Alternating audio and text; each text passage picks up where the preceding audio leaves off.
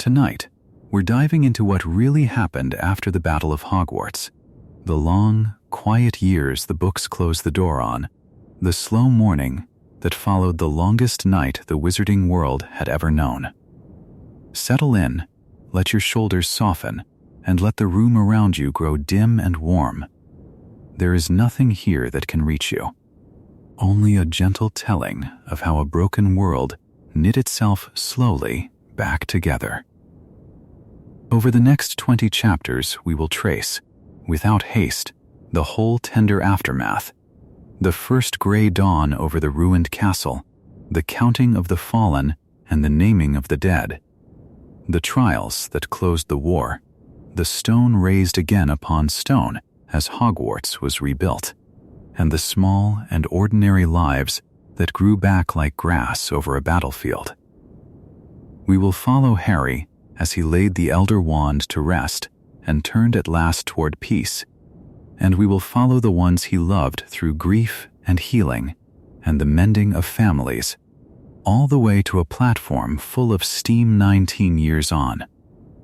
You do not need to hold any of it. The war is over, and everyone is safe now. Let the story move through you like a slow tide, and let it carry you, softly, down toward sleep. The dawn came slowly to Hogwarts on the 2nd of May in the year 1998, and it came the way that dawns come to places that have been broken open in the night,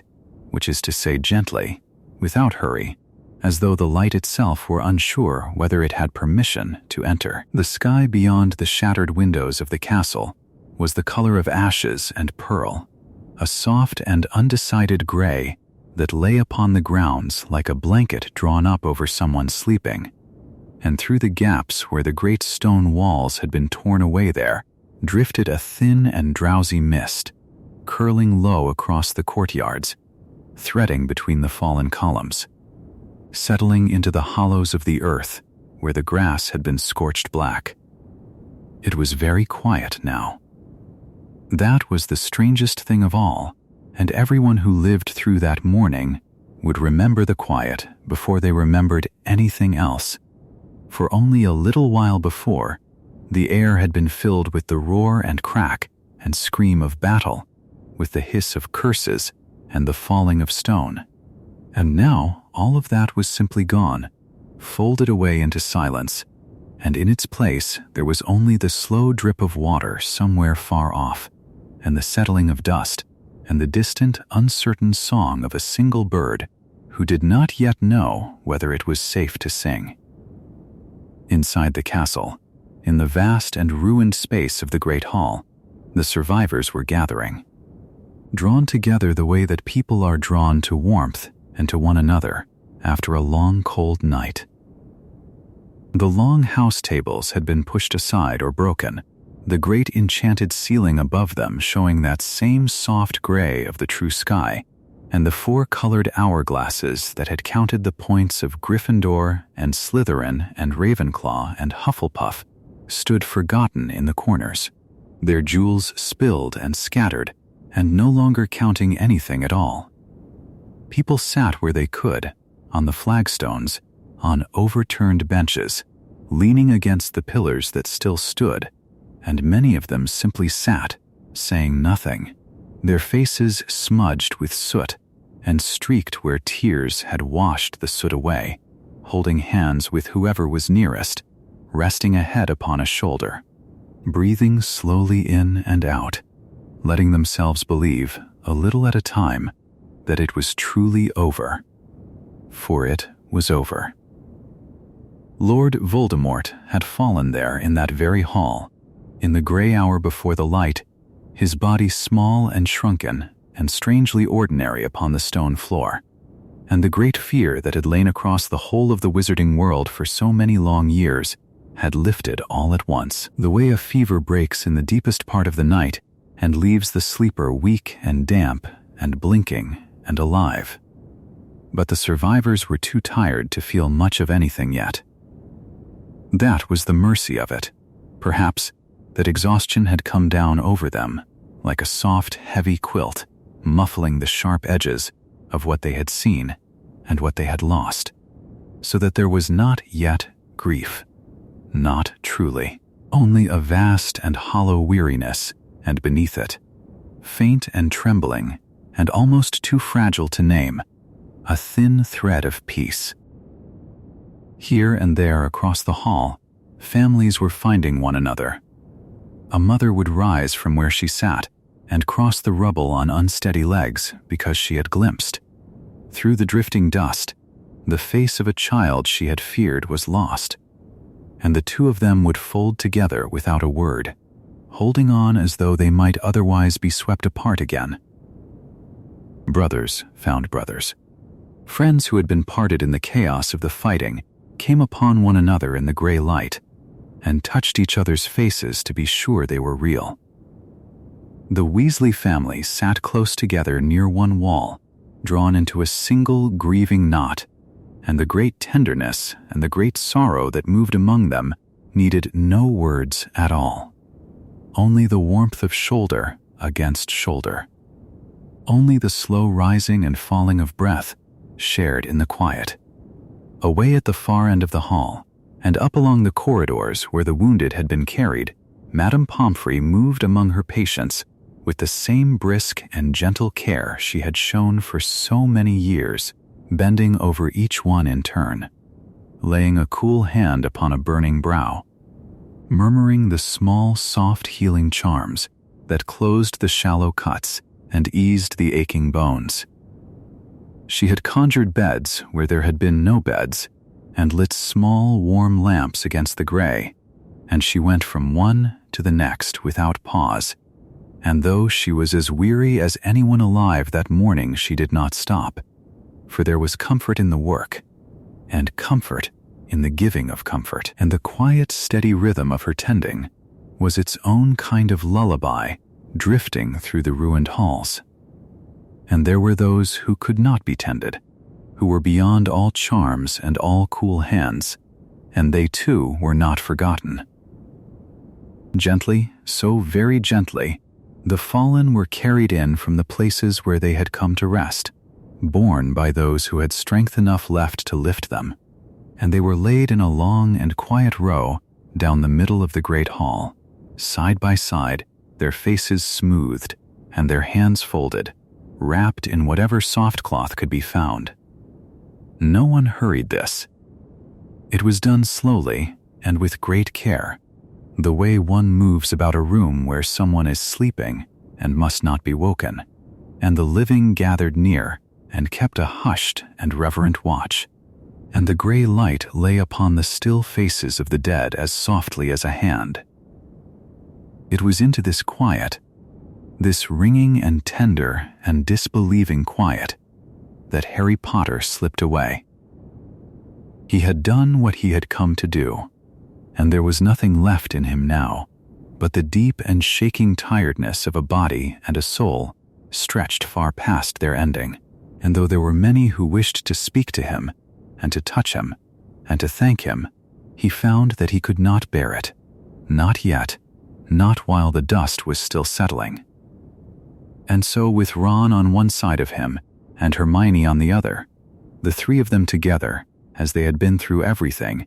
he drew the old invisibility cloak up and over them all,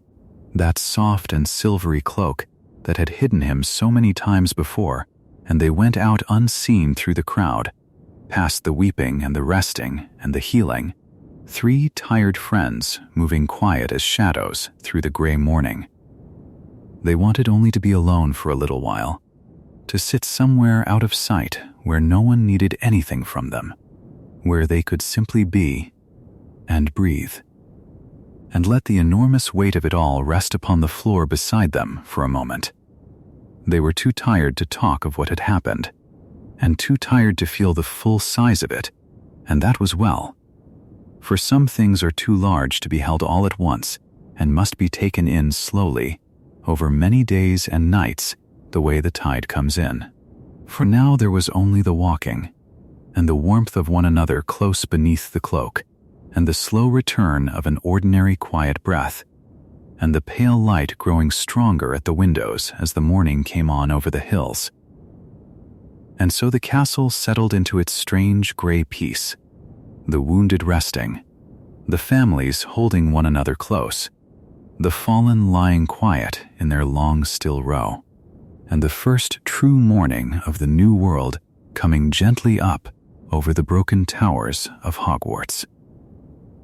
Up next in Chapter 2, Counting the Fallen, we'll walk softly down that long, quiet row in the Great Hall and remember one gentle name at a time, those who did not see the dawn. Chapter 2. Counting the Fallen. When the morning had settled fully over the ruined castle and the first pale gold of the sun had crept across the flagstones, the survivors began the slow and tender work of gathering those who would never wake again. It was a quiet labor, done without hurry, done with the sort of gentleness that people reserve for things they love and cannot mend. And all through the long hours of that gray and softly breaking day, the great doors of the school stood open to let the morning air move through the halls that had known so much. They carried the fallen into the great hall, one by one, laying them side by side upon the floor, where for so many years the students had eaten their breakfasts and their suppers beneath the enchanted ceiling. The 4 long house tables had been pushed aside, and the banners of the houses hung still and heavy in the windless air. And in that wide and echoing room, the defenders of Hogwarts were placed in gentle rows, their faces smoothed by rest, their hands folded. Their long day of struggle ended at last. There were about 50 of them, though no one could say the number with certainty in those first slow hours, and each of them had chosen to stand for the school and for one another when the darkness had come to the gates. Naming them was its own kind of grief, soft and heavy at once, for a name spoken aloud is a small candle held against the dark, and the living moved among the rows and spoke the names quietly, remembering. To count the fallen was not to reduce them to a number, but to hold each one apart from all the others. To say that this person had lived and had laughed and had loved a certain thing, and that the world would be a little emptier now for the want of them. And so the counting went on, slow and reverent, through the morning that would not be hurried. Among them lay Fred Weasley, one of the 2 red-haired twins whose laughter had filled the corridors of the school for so many years, and whose jokes and small kind mischiefs had been a warmth to everyone who knew him. He had fallen in the thunder of an explosion when a wall gave way in the fighting, and he had fallen beside his brother Percy, who had come back to the family at the last, and who had been laughing with Fred in the very moment before the world broke apart. That was the thing his family would hold to in the long years afterward, that his last breath had carried the ghost of a laugh, that he had died with his brother near him, and with mischief still bright in his eyes. His mother and his father and all his brothers and his sister would grieve him for the rest of their days, and yet there would always be, folded inside that grief, the memory of a boy who had loved to make the world lighter, and who had never once been cruel with his laughter. Near him, in that same gentle room, lay Remus Lupin and Nymphadora Tonks, the young husband and wife who had come to the castle to fight for the world they hoped their child would inherit. Remus had been a kind and weary man, a teacher once, gentle and patient, and long acquainted with sorrow, and Tonks had been bright and quick, and full of a warm and stumbling laughter, her hair once able to change its color with her every passing mood. They had married in secret in a hard and frightened year, and they had brought a small son into the world only weeks before, a boy named Teddy, and now the 2 of them lay side by side. Their long road ended, having given everything they had so that their child might live in a kinder world than the one they had known. The infant slept somewhere far from the fighting, safe in the arms of his grandmother, and he would grow up hearing the stories of the two who had loved him and left him, and he would be raised in that love even in their absence, and never truly alone. Not far from them lay Colin Creevey, who had been so very young, a boy with an eager and open heart who had loved the castle and its people with a bright and uncomplicated devotion. He had been sent away before the battle because he was underage and too young to fight, and yet his heart had brought him creeping back through the shadows to stand with the others, unwilling to be kept safe while his friends were in danger. He was small even for his years, and when they found him, they lifted him as gently as one lifts a sleeping child, and they carried him in and set him down among the older ones, and the sight of him there brought a fresh and quiet sorrow to all who passed, for he had wanted only to be counted among the brave, and now he was, forever. Elsewhere, apart from the crowded hall, in the shadowed room of an old and creaking house near the edge of the village, lay Severus Snape, whose story had been the most hidden of them all. He had died in the shrieking shack, alone in the dusk, a man whom few had understood and fewer still had loved, and whose long and secret loyalty would only be known to the world in the days that followed. He had carried a grief of his own through all his difficult years, a love that had never left him, and he had given his whole life quietly to a cause that had asked everything of him and offered him almost nothing in return. When at last his truth was known, those who had thought the worst of him would learn to think again, and his name too would take its place among the brave, spoken softly and with a new and complicated tenderness. And there were so many others whose names deserved to be spoken just as gently, ordinary people who had done an extraordinary thing. Students and teachers and parents and friends who had come from every corner of the wizarding world to stand at the gates of the school when the darkness gathered. Some had been old and some had been young. Some had fought for years, and some had lifted a wand for the first and only time that night, and all of them lay now in the long, quiet rows, side by side, equal in their rest, joined together in a fellowship that even death could not undo. The living moved among them, some weeping softly, some too tired for tears, some simply sitting beside the ones they had loved, holding a still hand, keeping a last vigil in the growing light. There was no anger left in that room, and no fear, only a great and gentle sadness, and beneath the sadness a quiet and unshakable pride, for these were people who had chosen love over fear, and who had given the last full measure of themselves so that others might live to see the ordinary mornings still to come, and the enchanted ceiling above them, which had always mirrored the true sky, showed a soft and clearing dawn, pale blue at the edges, as though the world itself were breathing slowly again after a long and troubled night. To count the fallen was, in the end, a way of promising to remember, and the promise settled over the great hall like a warm and quiet blanket, gentle as sleep. The names would be carried forward through all the years to come, spoken to children and to grandchildren, carved perhaps in stone and kept certainly in the heart, so that no one who had stood at the gates of Hogwarts that night would ever be truly lost, so long as there was someone left to remember and to say their names softly in the dark. Up next in Chapter 3,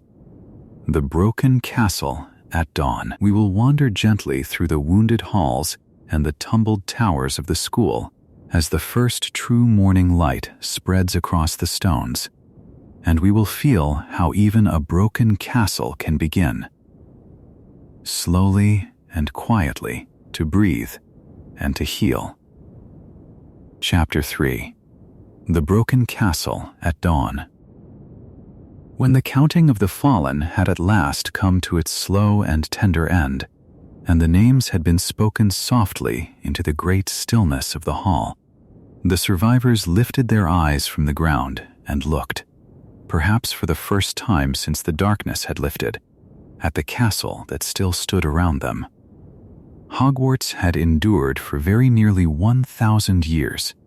and in all that long procession of quiet seasons, it had never once looked as it looked now, in the pale and forgiving light of that first morning after the battle. The castle was wounded, deeply and everywhere, and yet it was standing,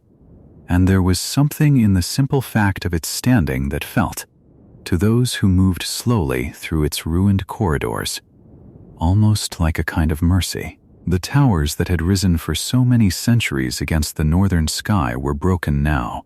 some of them sheared clean across, as though a great and careless hand had passed through the stone. Others slumped inward upon themselves, with their ancient battlements scattered far below across the grass. One of the tallest turrets, which had watched over the lake through countless gentle sunsets, had lost its uppermost third entirely, and the raw edge of it stood open to the morning, showing the empty rooms within where dust drifted in the light like something almost peaceful. The stone of Hogwarts was very old and very strong, quarried long ago by hands that had wished it to last, and even in its breaking it kept a certain dignity, so that the ruin did not look like wreckage so much as like a great and patient thing that had been asked to bear far more than it was ever meant to bear, and had borne it. Along the outer walls, the marks of the long night were written plainly for anyone who cared to read them. Whole sections of masonry had been blasted away where curses had struck them, leaving pale scars and craters in the gray face of the castle, and in one place near the base, a breach had opened wide enough for the morning wind to move through it unhindered, carrying with it the cool, clean smell of the grounds and the lake beyond. The great courtyard, which had known so many ordinary mornings of students hurrying to their lessons with their bags slung over their shoulders, was scorched now in long dark streaks where fire, and worse than fire, had passed across the flagstones, and the fountain at its center stood cracked and silent, though the water still gathered in the broken basin and held the gray sky within it like a small and quiet mirror. The staircases had suffered too, those famous moving staircases that had shifted and turned for generations and led so many young feet astray in their first bewildered weeks within the castle. Several of them had been blasted apart, their steps hanging now over empty air, their banisters splintered, and their landings choked with fallen stone, so that the survivors who wished to climb had to find new and careful paths through the wreckage, stepping over rubble and around the pale broken teeth of the shattered marble. In the entrance hall, the great flagstones had been torn up and heaped together, and much of the stone that had once framed the wide doors lay tumbled across the floor in heavy gray blocks, and the enchanted ceiling far above, though its glass was broken in 100 places, still let the soft morning light fall down through the ragged openings onto the ruin below. Some of the damage had been wrought by the giants who had come lumbering across the grounds in the deepest hours of the darkness, and their vast, careless feet and their great swinging clubs had left their mark upon the lower walls and upon the outbuildings near the edge of the forest, where whole stretches of stone had been pushed over and crushed as though they had been made of nothing sturdier than sand. Other ruin had come from the spiders that had poured out of the dark trees in their terrible numbers, and from the many curses that had crossed and crossed again through the air until the very stone seemed to have grown weary of receiving them. And yet the forest itself, beyond the broken wall, stood quiet in the morning as it had always stood, and the lake lay smooth and gray and untroubled, and the mountains beyond kept their long patient watch, as though the whole wide world outside the castle were waiting gently for it to heal. Through all of this ruin, the survivors moved slowly, and among them moved the house elves, those small and faithful creatures who had come up out of the warm depths of the kitchens during the long night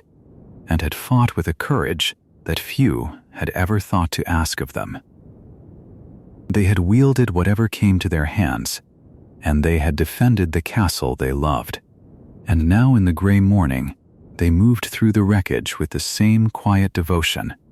tending to what needed tending, gathering the scattered stone into neater heaps, and carrying cool water to those who lay wounded along the walls. There was no fuss in the way they worked, and no hurry, only a deep and gentle steadiness, as though caring for the broken castle were the most natural thing in all the world, and perhaps for them it was. And slowly, here and there across the ruined halls, the first small spells of mending began. A witch would lift her wand and speak the old familiar word for cleaning, and the dust would draw itself together and lift away, and a little patch of floor would show its true color once again beneath the grime. A wizard would gather the splinters of a shattered window frame and coax them softly back toward one another, not all at once, for there was far too much to mend all at once, but a little at a time, in the way that great wounds are always healed. Somewhere, a heap of fallen stone would settle itself more gently into place at a murmured word, and somewhere else a torn tapestry would draw its frayed threads a little closer. And in all of this careful, quiet work there was the beginning of something that felt, in that soft gray light, remarkably like hope. The wounded were carried or led into the parts of the castle that still stood whole, and there they were, laid down upon whatever could be found for them, and gentle hands moved among them with cloths and with cool water, and with the low, steady murmur of healing charms. Madame Pomfrey moved tirelessly through them all, as she had moved through so many lesser hurts across so many ordinary years, and her manner had not changed at all, for she tended each wound with the same brisk and certain care, and something in that unchanged steadiness was a comfort to all who watched her. The pain of the night was not gone, and would not be gone for a long while yet, and yet it was being borne now, together, in the growing light. For the light was growing. As the survivors worked and rested and tended one another, the sun that had been climbing unseen behind the eastern hills at last came fully into the sky, and its light poured down through the broken windows and the shattered ceiling and the great ragged openings in the walls, and it fell across the ruined stone in long, soft bars of gold. It touched the scorched courtyard and the cracked fountain, and it touched the heaped rubble of the entrance hall, and it touched the small bent forms of the house elves at their patient work, and it touched the faces of the weary living,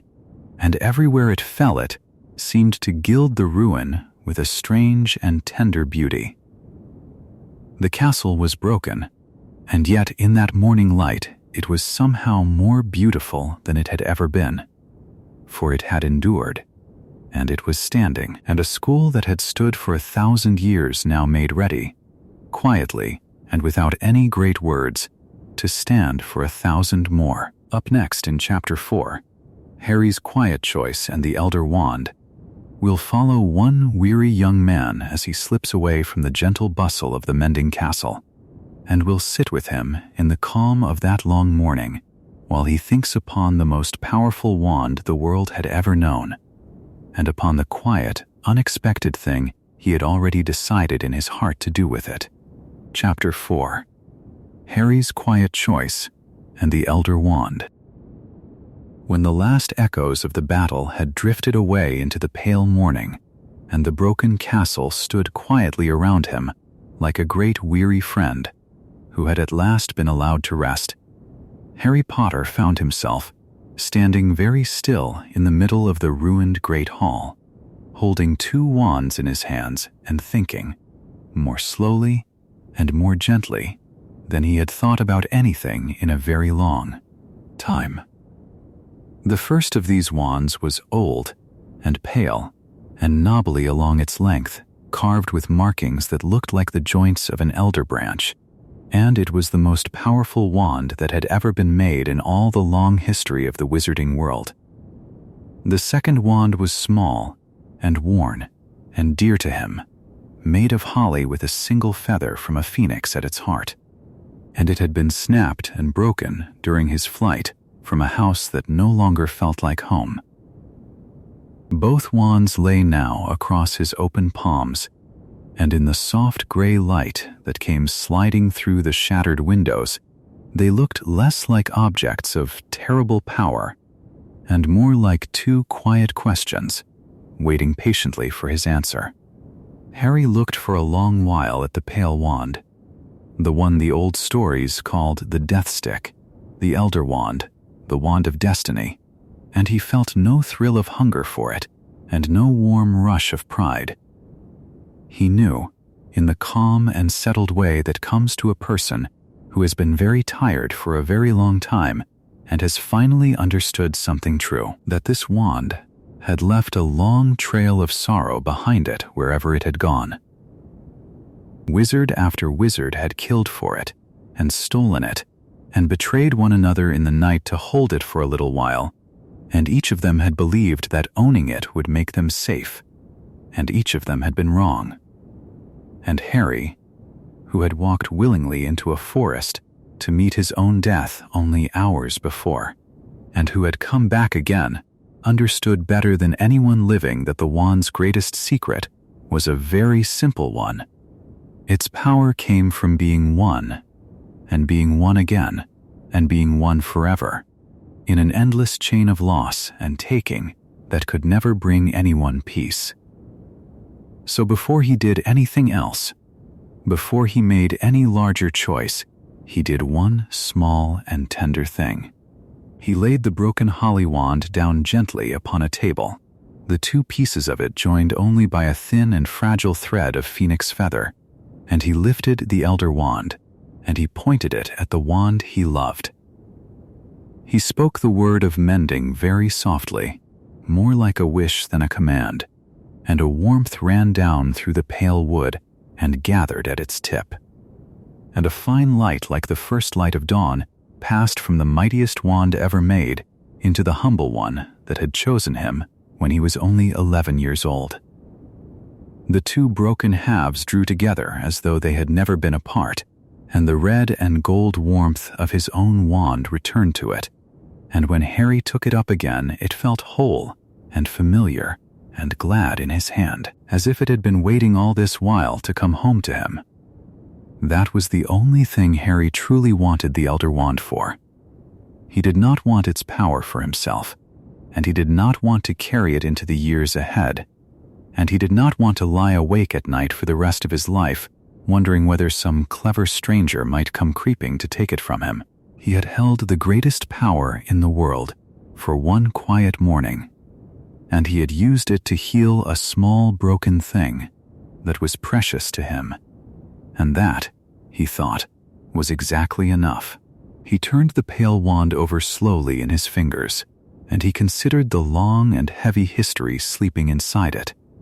And he made his choice with the gentle certainty of someone who has thought about a thing for so long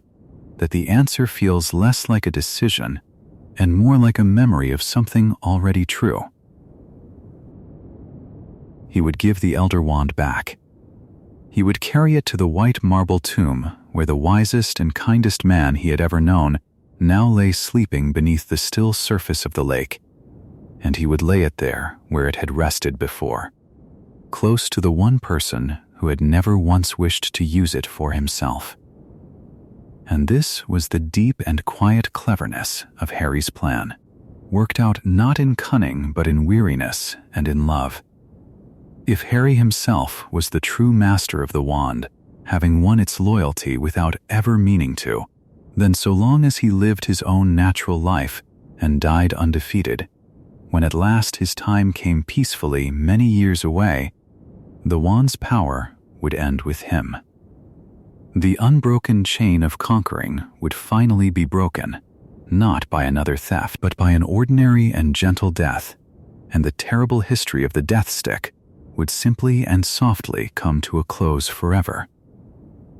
And then, because his mind was moving slowly now through all the pieces of the choice, Harry thought of the other two treasures, the other two of the three fabled hallows that the old story spoke of. He thought first of the small dark stone that could call the beloved dead back in faint and shadowed forms, the resurrection stone, which he had let fall from his fingers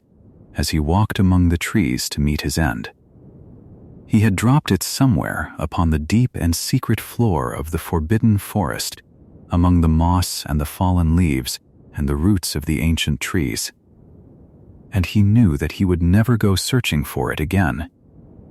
Let it stay there, he thought, lost and quiet in the dark and growing earth, where no one would find it, and no one would be tempted by it, and the dead could be loved and remembered and gently let go, as the dead are meant to be. He had learned in the forest that those we love are never truly far from us, and that they live on best not as pale summoned shadows, but as warmth carried softly in the heart. And of the three hallows, Harry chose to keep only one, and it was the humblest of them all. He would keep the cloak of invisibility, the old and worn and faithful cloak that had been passed down through his family for hundreds of years, the cloak that had sheltered him and hidden him, and kept him safe again and again since his very first Christmas at the castle. It asked for no killing, and it inspired no greed, and it made no one master of anything but the simple and kindly art of going quietly and unseen through the world. It was a thing for hiding and for helping, not for ruling, and it suited the deep gentleness of who Harry truly was. So there it was, the whole of his quiet choice, made in the stillness of a morning that smelled of stone dust and cold air and the faint far promise of rest. Harry Potter, who had by every measure of the old legend become the true master of death, the one soul in all the world who held the loyalty of all three hallows at once, looked upon that mastery with tired and peaceful eyes, and he set it gently down. He would give away the mightiest wand, and he would leave the summoning stone lost forever in the deep green dark, and he would keep only the soft gray cloak that hid a person kindly from harm. There is a rare and beautiful wisdom in a young man who, having gained the power to rule over death itself, chooses instead to be only an ordinary living boy who is tired and grateful and ready at long last to sleep. Up next in Chapter 5, The Long Sleep and the Return to the Burrow, we'll follow Harry as he finally lays down his weariness in a familiar four-poster bed, and we'll drift with him through the slow and healing days that carry him home again to the warm and crooked house where those who love him are waiting. Chapter 5, The Long Sleep and the Return to the Burrow. When the last of the food had been eaten, and the warmth of it had settled into him like a small, quiet fire, Harry found that he could barely keep his eyes open, and the great hall around him, with its rubble and its candles and its low murmur of voices, seemed to soften and blur at the edges, as though the whole world were slowly being wrapped in wool. He had eaten sandwiches that Creature and the other elves had carried up from the kitchens on wide silver trays, and he had drunk something warm and sweet, and now, with his stomach full and his body emptied of the terrible long strain of the night, he felt a tiredness so deep and so complete that it seemed to come not only from the past hours, but from the past year. From all the months of running and hiding and watching over his shoulder, from every cold night in the tent and every mile walked under a gray and frightened sky. Ron and Hermione were beside him, one on either side, as they had been so many times before, and none of the three of them said very much, for there was nothing that needed saying just then, and there was a great comfort in that silence, in simply sitting together, while the school breathed and stirred around them, and the first pale light of the new morning began to creep in through the high shattered windows. After a long while, Harry rose, and his two friends rose with him, and the three of them walked out of the hall together and toward the marble staircase, moving slowly, the way people move when the danger has finally passed and their bodies have at last been given permission to feel how weary they truly are. The castle was strange and hushed in that dawn, marked everywhere by the battle that had passed through it, yet it was still unmistakably Hogwarts, still the place that had been the first real home Harry had ever known. And as he climbed the familiar stairs and past the familiar portraits, many of whom were dozing quietly in their frames or watching him go by with soft and kindly eyes, he felt something in his chest begin to loosen, some knot that had been pulled tight for so long that he had almost forgotten it was there. The fat lady swung open for them, weeping a little and smiling at the same time. And Harry stepped through the round portrait hole into the Gryffindor common room, which was empty and warm and lit by the low red glow of a fire that someone, perhaps a house elf, had kindled in the grate. He climbed the spiral stair to the dormitory he had slept in for 6 years, and there it was, exactly as some part of him had always known it would be. The round room with its narrow windows, and the 4 poster beds with their hangings of deep scarlet, and his own bed among them, waiting for him as patiently as it had waited through all the long nights he had spent far away from it. He did not undress with any care, and he did not lie awake going over the things that had happened, though there were more of them than any one mind could easily hold. He simply lay down upon the soft mattress and pulled the warm blankets up over himself and let his head sink into the pillow, and the scarlet hangings closed around him like a gentle curtain shutting out the whole of the waking world. And then Harry slept. He slept as he had not slept in what felt like a lifetime, a long and dreamless and untroubled sleep, with no green light waiting behind his eyes and no scar burning upon his brow, and no voice hissing to him out of the dark. There were no visions now, no glimpses through other eyes, no cold connections stretching across the miles to something cruel and searching. For the first time in longer than he could remember, there was nothing at all inside his sleep but rest itself, deep and clean and healing, the kind of rest that a body takes when it has finally been told that it is safe. Hours passed over him, and the sun rose high above the grounds and crossed the sky and began to sink again, and still he slept on, and the castle let him, and his friends slept too in their own beds nearby, and nobody came to wake him, for there was nothing left that he needed to wake for. When at last he did rise, and in the days that followed, the world had begun very slowly to right itself, and by there came a returning, a gathering of those who were left, back toward the one place that had always drawn them home. For the burrow was still standing, crooked and tall and patched together out of odd rooms, stacked upon odd rooms, leaning a little as though it might topple at any moment, and yet never quite doing so, and it was to the burrow that Harry went, along with Ron and Hermione and the whole of the Weasley family, back to that warm and shambling house at the edge of the marshes, where the chickens scratched in the yard and the garden ran wild with gnomes. It was a house full of grief in those first days, for there was an empty chair now, where there had never been an empty chair before, and the loss of Fred sat heavily upon every one of them, upon the twin who had lost his other half, and upon the mother whose heart had been broken, and upon the whole large loving family who had always been complete and now never quite would be again. And yet the burrow held them all and gathered them in, and was exactly what such a house is meant to be in such a time: a refuge, a place where sorrow could be felt safely and openly among people who understood it, where tears could fall at the kitchen table and no one would think them strange. Creature was there too, for the old house elf had come to serve them, and he moved about the crooked kitchen with a new and quiet dignity, cooking great pots of soup and stew, and setting out bread, and tending to the family with a care he had not shown in all the long bitter years before. And there was something deeply soothing in the sight of him,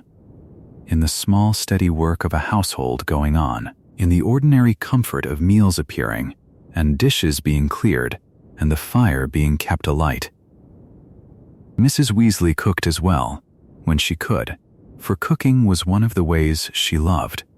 and the smell of it filled the low rooms and drifted up the twisting stairs. And so the slow rhythm of ordinary days began to return, gently, without hurry, the way warmth returns to cold hands held near a fire. There were long, quiet mornings and long, quiet afternoons, and meals taken together around the scrubbed wooden table,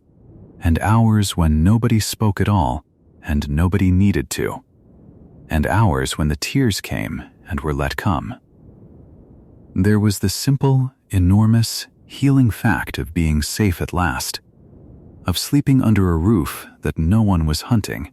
of waking without fear, of being together after so very long apart and so very long on the run. The war was over, and the ones who remained were home, and the house held them close as the days went softly by, and slowly, so slowly that it could hardly be felt from one day to the next, the deepest of the wounds began, very quietly, to heal. Up next in Chapter 6, the funerals and the names in stone will walk gently together through the tender days of remembrance that followed, and sit quietly among those who gathered to say farewell to the ones they had loved and lost, and listen to the soft and honoring silence in which their names were spoken and carved to stand forever. Chapter 6. The funerals and the names in stone in the weeks that followed the long night of the battle. The wizarding world moved slowly, the way a body moves when it is tired to the very bone, and it gave itself over to the gentle and necessary work of saying farewell. The war had ended, and the great fear that had pressed upon every household for so long had lifted at last, and yet in its place there settled a softer weight, a quiet ache that could not be hurried and did not wish to be. All across Britain, in the small villages hidden behind charms, and in the corners of cities where wizarding folk had always lived unseen, families gathered in 2s and 3s and by the dozen,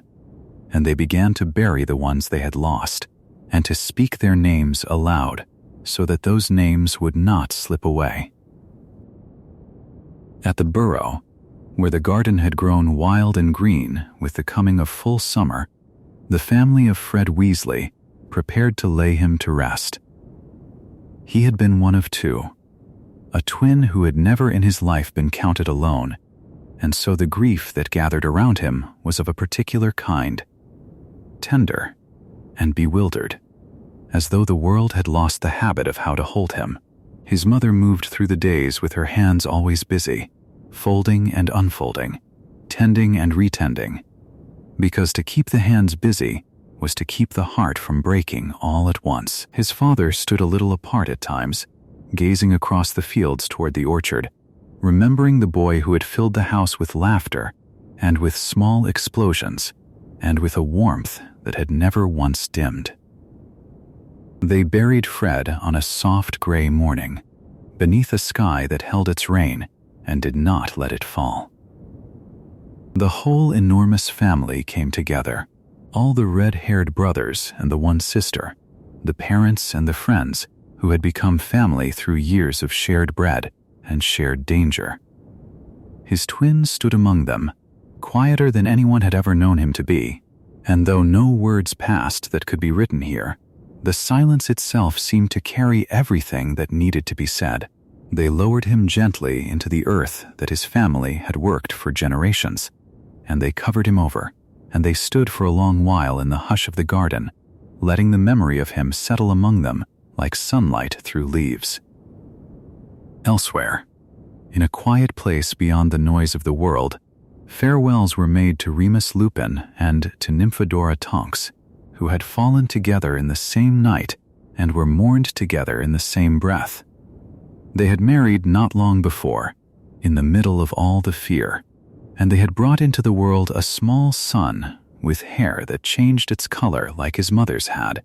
a bright and living thing born into dark times. Now the boy would grow up, carried in the arms of those who had loved his parents, and their names would be spoken over him often and gently, so that he would always know the shape of the two who had made him. Lupin had been a teacher once, patient and kind, and many who had sat in his classroom came now to stand beside his resting place, remembering the man who had shown them that gentleness was its own quiet form of courage. For Tonks there came the members of the order she had served, and the friends who had known her laughter, and her mother, who had lost in that single night both a husband taken earlier in the war and now a daughter, and who bore that double sorrow with a stillness that was terrible and dignified. The mourners spoke of Tonks as she had been in life, clumsy and warm and impossibly brave, forever knocking things over, and forever standing between danger and the people she loved. And when the farewells were finished, the two of them, the teacher and the young woman who had loved him, were remembered side by side, as they had wished to be. There were so many others. Across the wizarding world, in that long, tender season of remembrance, service after service was held for those who had fallen, for the young and the old, for the famous and the unknown, for the ones whose names would be spoken in songs, and the ones whose names would be spoken only at kitchen tables by those who had loved them best. A whole society paused together, and in the pausing, there was a kind of grace, for grief shared among many becomes a little lighter to carry than grief borne alone. Neighbors who had barely spoken in years came to stand at one another's gates. Old quarrels were set down quietly and forgotten. In the presence of so much loss, the small divisions that had once seemed to matter simply fell away. At the school in the north, where the great battle had been fought and won, the work of mending went on alongside the work of mourning. The ancient stones that had been thrown down were lifted again and set back into their places, and the towers that had cracked were made whole, though slowly and with care. Beside the smooth, dark water of the lake there stood a tomb of white marble, gleaming pale against the green of the grounds, and in it lay the old headmaster who had guided so many and given his life before the final darkness fell. The tomb had been broken during the war, opened and disturbed in the search for something hidden, and now it was closed once more and restored, and the marble was made clean and whole again, so that it might stand as it was meant to stand, quiet and shining, keeping its long watch over the water. Around the grounds and far beyond them, in the halls of the school and in the villages and in the great echoing chamber where the wizarding government did its work, memorials began to rise. Stones were raised and plaques were fixed, and upon them, one by one, the names of the fallen were carved so that they would not be forgotten. There is a particular tenderness in the carving of a name into stone, for stone endures where memory fades, and the hand that cuts each letter is saying, without words, that this person lived and mattered, and will be remembered long after those who knew them have themselves grown old. The names were carved with care, each letter deep and sure. And those who came to read them would run their fingers along the grooves and feel the truth of them, cool and permanent beneath the touch. Slowly, through all of this, the wounded world began to heal. It was not a healing that came all at once, and it did not ask anyone to forget. Grief did not vanish, and it was not meant to. Instead, it softened, the way the sharp edges of a stone are softened by the patient passing of water, until what remained was not the wound but the memory, and the memory was something a person could live beside, and even, in time, be grateful for. The families who had lost their own learned to speak of them again with something other than tears, to tell the old stories at the table, to laugh once more at the remembered jokes, to let the ones they loved live on in the telling.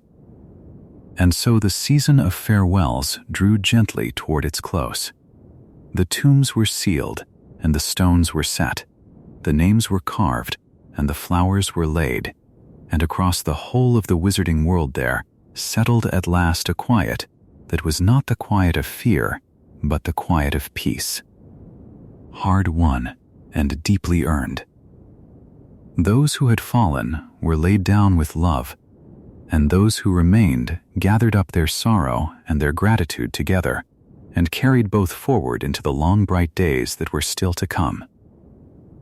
Up next in Chapter 7, The Weasleys and the Absence of Fred, we'll follow the red-haired family back into the ordinary rhythm of the burrow and see how a home so full of love learns, slowly and gently, to live around the empty place at its table, and to keep one bright and laughing spirit alive in every quiet corner of the house. Chapter 7. The Weasleys and the Absence of Fred when the last of the funerals had ended, and the earth over so many graves had settled into a quiet green. The great crooked house, called the Burrow, drew its family home the way a warm hand draws in cold fingers, gently and without a single word of command. The Burrow had always been a loud house, a leaning tower of mismatched rooms stacked one upon another as though it had been built by love rather than by any careful plan. And for as long as anyone could remember, it had rung from morning until midnight, with the sounds of a family that was too large for its walls and glad of it. There had been the clatter of pots that stirred themselves, the hum of the wireless, the thump of feet upon the wooden stairs, and beneath all of it, threaded through every hour like a bright ribbon, there had been laughter. The particular helpless laughter that only two people in all the world could summon, two red-haired boys who had been born mirror to mirror and who had spent their whole lives making the house shake with joy. Now one of those two was gone, and the house, which had held so much noise so easily, learned in those first slow days what it meant to hold a silence instead. Fred Weasley had died in the battle, in the very last hours, with a smile still upon his face, and his family gathered near, and the loss of him settled over the Burrow, not as a storm, but as a low gray weather that would not lift for a long while. Molly Weasley, who had raised 7 children within these walls, and had never once in all those years been at a loss for what to do next, found herself standing sometimes in the middle of the kitchen, with a wooden spoon in her hand, and no memory of why she had picked it up, her eyes resting on the old clock upon the wall, whose 9 golden hands still turned. And one of those hands, the one that had borne Fred's smiling face, now pointed always and only at the single word that read home. For home, she came at last to understand, was where he would remain forever now, safe in the keeping of those who loved him. And though her grief was a deep and private ocean, Molly did what she had always done, which was to cook, to feed, to gather her family around a table too small to hold them, and to make certain that every one of her living children ate and slept and was warm For love, in her hands, had always taken the shape of care, and care was the one thing that sorrow could not take from her. Arthur Weasley moved through those quiet weeks with a gentleness that seemed almost to grow stronger the heavier his heart became. He would rise early and walk out into the tangled garden while the dew still lay silver upon the grass, and he would tend the small ordinary things. The leaning fence and the sputtering pump and the shed full of Muggle treasures he had spent a lifetime collecting. And in the tending of small things he kept himself whole. And in keeping himself whole, he kept his family whole as well. In the evenings he would sit beside Molly and hold her hand and say very little, for the two of them had reached that place in a long marriage where words were no longer the greatest comfort they could offer one another, and the simple warmth of a shoulder near a shoulder spoke everything that needed speaking beneath that crooked and beloved roof. For George Weasley, the grief was a wound of a kind that few could understand, for he had lost not only a brother, but the other half of himself, the twin who had shared his face and his voice and every scheme and dream since, before either of them could remember being alone. He and Fred had never truly been two, but rather one bright thing wearing two bodies, and now George moved through the world with the strange and aching sense of a mirror gone dark, reaching sometimes to finish a thought and finding no one there to finish it back. In those first days he was very quiet, quieter than anyone had ever known him to be, and he would sit for long hours in the room the two of them had shared, among the joke shop drawings and the half-finished inventions, letting the silence settle around him like snow. Yet even in that deep stillness there began, very slowly and very tenderly, a kind of healing, for his family did not press him nor pull him from his sorrow, but simply stayed near, so that whenever he lifted his head there was always a face turned toward him with patience and with love, and the knowing that he was not alone became, over the weeks, a small warm ember he could hold against the cold. And then there was Percy, who carried within him a sorrow shaped like a particular and tender kind of regret, for he had spent long years apart from his family, proud and stiff and certain, and he had come back to them only at the very end, only in the final hours of the battle, throwing his arms once more around the people he had left behind. He had been standing beside Fred in the last moment, laughing with him, truly laughing. The two of them joined again in mirth after so much time lost, and it was in that very moment of reunion that Fred had been taken. Percy would carry the ache of that nearness for the rest of his days, and yet the family gathered him in without a single word of blame, for they understood, in the deep and forgiving way that families understand, that he had come home in time to be forgiven and in time to be loved, and that Fred had died having his brother back beside him, laughing, which was a mercy folded gently inside the sorrow. Slowly, as the summer turned and the light lay long and golden across the fields around the burrow, the family began to learn the quiet art of living alongside an absence. They discovered that grief and love were not two different things, but rather one single thing seen from two sides, and that to miss Fred so completely was only the measure of how much he had been cherished. They began, one at a time and then together, to speak of him again, not in whispers but in the old bright way, remembering the jokes he had made and the trouble he had caused and the laughter he had scattered like seed across their whole childhood. And each time his name was spoken with fondness, it was as though he sat once more among them at the crowded table. The house did not become loud again, not as it had been, but it grew warm once more, warm with the steady murmur of a family holding close, and George found that he could smile at a memory, and Molly found that she could hum again over the stove, and Arthur found that the garden bloomed. And in all of this they came to understand a truth as gentle and as enduring as the turning of the seasons, that a love which is remembered never truly leaves, that the ones we carry in our hearts remain a kind of company, near as breath, quiet as evening, present in every kindness and every shared and gentle memory beneath the sheltering old roof of home. Up next in Chapter 8, Kingsley Shacklebolt and the New Ministry, we'll drift softly into the wide stone halls of a world beginning to mend, and follow a calm and steady man as he takes up the work of rebuilding, and feel how, little by little, hope returns to the quiet corners of the wizarding world. Chapter 8. Kingsley Shacklebolt and the New Ministry in the quiet hours that followed the battle, when the great stones of Hogwarts still held the warmth of the fires that had swept across them, and the last of the smoke drifted upward into a sky that was slowly turning from black to gray. The wizarding world found itself standing at the very edge of something new. The old order had fallen. The dark wizard who had ruled through fear had crumbled into nothing, and the long night of his shadow had at last begun to lift. Yet a world does not mend itself in a single morning, and the people who had survived that terrible year now looked about themselves and wondered, with weary and hopeful hearts,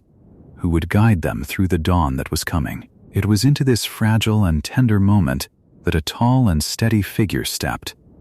a man whose deep, calm voice had long been a comfort to those who knew him,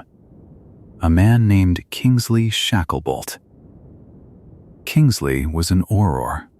one of the trained witches and wizards whose task it had always been to hunt the darkest of sorcerers and to protect the innocent from harm. He was broad of shoulder and slow to anger, and he wore a single golden ring in one ear. And he carried himself with the unhurried confidence of a man who had seen a great deal of the world and had learned to meet its troubles without panic. He had been a loyal member of the Order of the Phoenix, that secret circle of brave souls who had stood against the darkness through all the long years of its rising. And he had fought in the battle himself, moving through the ruined corridors with his wand ready and his mind clear. Now, in the hush that came after, the survivors turned to him almost without needing to speak of it, for there was something in his bearing that made frightened people feel that things might yet be well. And so, in the earliest hours after the fall of the tyrant, Kingsley Shacklebolt was named the Interim Minister for Magic, which is to say that he was asked to hold the highest office in the land until a proper and settled government could be arranged. He accepted the burden not with hunger or with pride, but with a quiet sense of duty, understanding that a wounded world needed a steady hand more than it needed grand words. In the weeks and months that followed, the people would come to see the wisdom of the choice, and in time they would confirm him in the role, so that the interim minister became simply the minister, trusted and respected across the whole of the magical community. He had promised, in his gentle and unshakable way, that he would not rest until the machinery of cruelty had been taken apart piece by piece, and this was a promise he meant to keep. For the Ministry of Magic, under the rule of the Dark Wizard and those who served him, had been turned into a fearful and twisted thing. It had become a place where honest witches and wizards were watched and doubted, where families were torn from their homes on the strength of a whisper, and where the great halls that ought to have offered justice offered instead only suspicion and dread. Kingsley set himself to the slow and patient work of undoing all of this, of clearing away the rot that had crept into every corner, and of building in its place a government that would rest upon trust rather than upon fear. He knew that such work could not be hurried, and he did not try to hurry it. He moved through the corridors of power the way a careful gardener moves through a neglected garden, gently pulling out what was poisoned and tending with hope what still had life in it. One of the very first things that Kingsley did was to bring an end to the Muggle-born Registration Commission. This commission had been one of the cruelest inventions of the Dark Regime, a body that had summoned witches and wizards born to ordinary families and demanded that they explain where their magic had come from, as though a gift so natural and so good could ever be stolen or unearned. Innocent people had been questioned and frightened, and, in the darkest cases, cast out entirely, all because of the accident of their birth. Kingsley swept the commission away, declaring it finished and forbidden, and he set about the tender work of restoring what it had broken, calling home those who had fled, and returning peace to those who had been made to feel that they did not belong. In the doing of this, the wizarding world took one of its first true breaths of freedom. There was also the matter of Dolores Umbridge, a witch who had done a great deal of harm in the service of the darkness, cloaking her cruelty in soft pink and sweet smiles, even as she caused true suffering to those beneath her power. She had presided over the very commission that had frightened so many innocent people, and she had worn upon herself a stolen thing of great importance. And her crimes were many, and could not be overlooked. Under the new and honest ministry, Dolores Umbridge was at last arrested and made to answer for the things she had done, so that the world might see that cruelty carried out under the cover of the law was still cruelty, and that no soft voice or gentle color could hide the truth of a hard heart. It was not a matter of vengeance, but of justice, and Kingsley understood the difference well. Among the gentlest and most quietly moving of all the changes that Kingsley brought about was his decision concerning the Dementors, those cold and hooded creatures that had for so long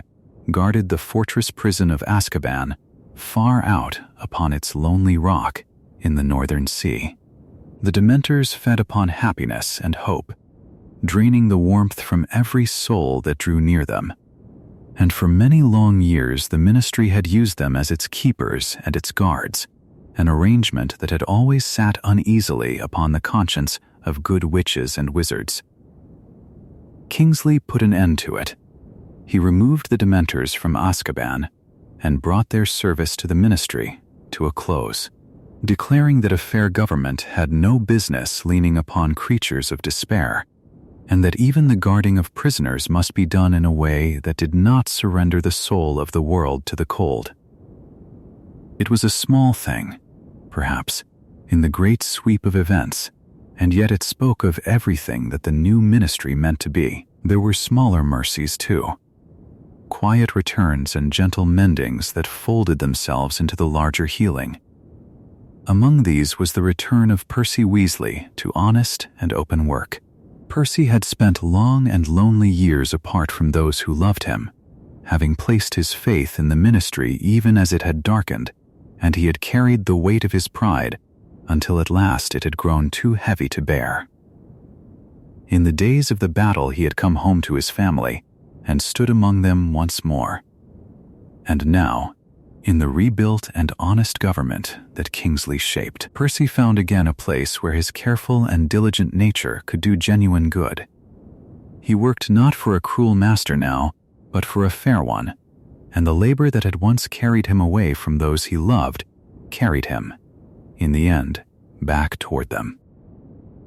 And so, slowly and gently, the new ministry rose from the ruins of the old. It was not built in a day, nor in a season, but stone by careful stone, upon foundations of trust and fairness and quiet courage. Kingsley Shacklebolt watched over it all with his deep and steady patience, a good man in a good office, and the world that had trembled for so long began at last to rest. Up next in Chapter 9, The Trials of the Death Eaters, we'll drift softly into the halls where justice was gently weighed and see how the followers of the fallen darkness were called to answer for their deeds beneath the calm and even light of a fairer day.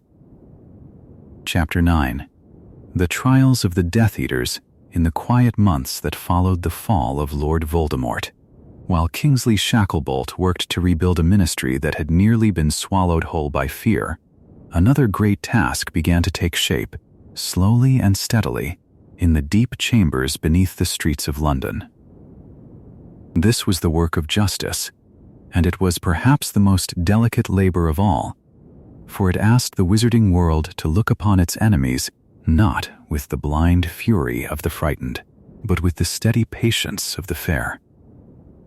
It was a task that could not be rushed, and Kingsley, wise in his gentle way, understood that how a society treated even its most fallen members would say a great deal about the kind of world it hoped to become. There had been trials before, in the long dark years of Voldemort's return, and in the frightened days that came after his first defeat. Those earlier trials had often been hurried and cruel, driven by terror rather than truth, and many an innocent soul had been swept away with the guilty because the courts of that time had been too afraid to look carefully at the difference.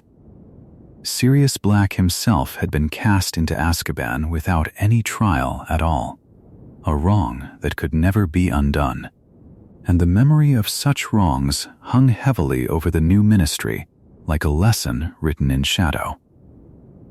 Kingsley was determined that this time would be different. This time, he resolved, the wizarding courts would weigh each case slowly, would listen with care, and would let the law rather than the appetite for vengeance guide their hands. And so the trials of the surviving Death Eaters began, held in the ancient courtrooms of the ministry, where the tiered benches rose in solemn rings, and the great winged chair sat waiting at the center of the stone floor. There was no chaining of the innocent now, no rush toward the nearest verdict. Witnesses were called and heard in full. Memories were gathered and examined with quiet thoroughness.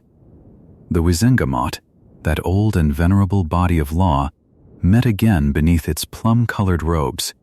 and this time it met not in fear, but in something closer to sober hope.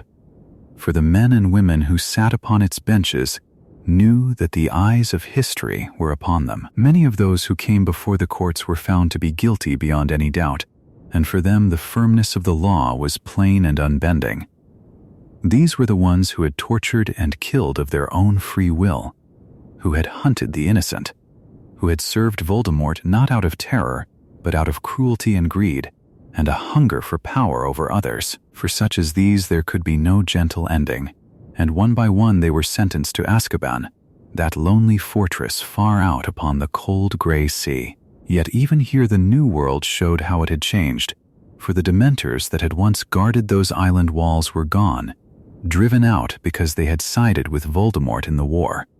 and because Kingsley would no longer suffer such creatures of despair to serve the cause of law. Azkaban remained a place of confinement, stern and secure. But it was no longer a place designed to feed upon the very souls of those it held.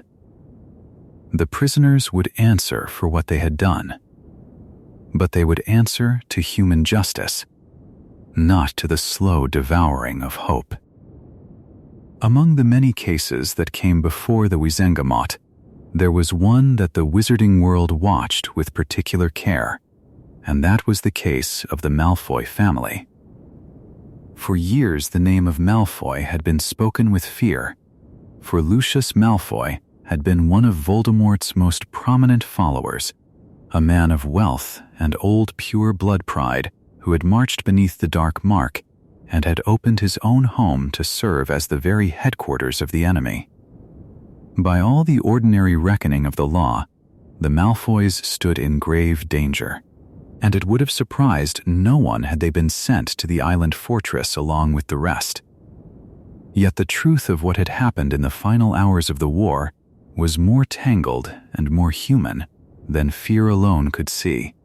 and the fair courts of the New Age were willing at last to look at that truth closely. For in those last hours, when the fighting had reached its terrible height and Voldemort believed himself upon the very edge of victory, the Malfoys had turned away from him. They had come to the battle not for glory, but in desperate search of their son, Draco. whom they loved above every cause and every creed, and when the moment came, they had abandoned the Dark Lord entirely, walking away from his broken ranks, with no thought left for him at all. Their loyalty, in the end, had been to their child and to one another, and that love had drawn them out of the darkness they had once embraced. And there was more, a single quiet act that had perhaps changed the fate of the entire world. When Voldemort had struck Harry Potter down in the Forbidden Forest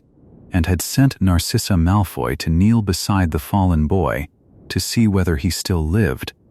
she had bent close and felt, against all his stillness,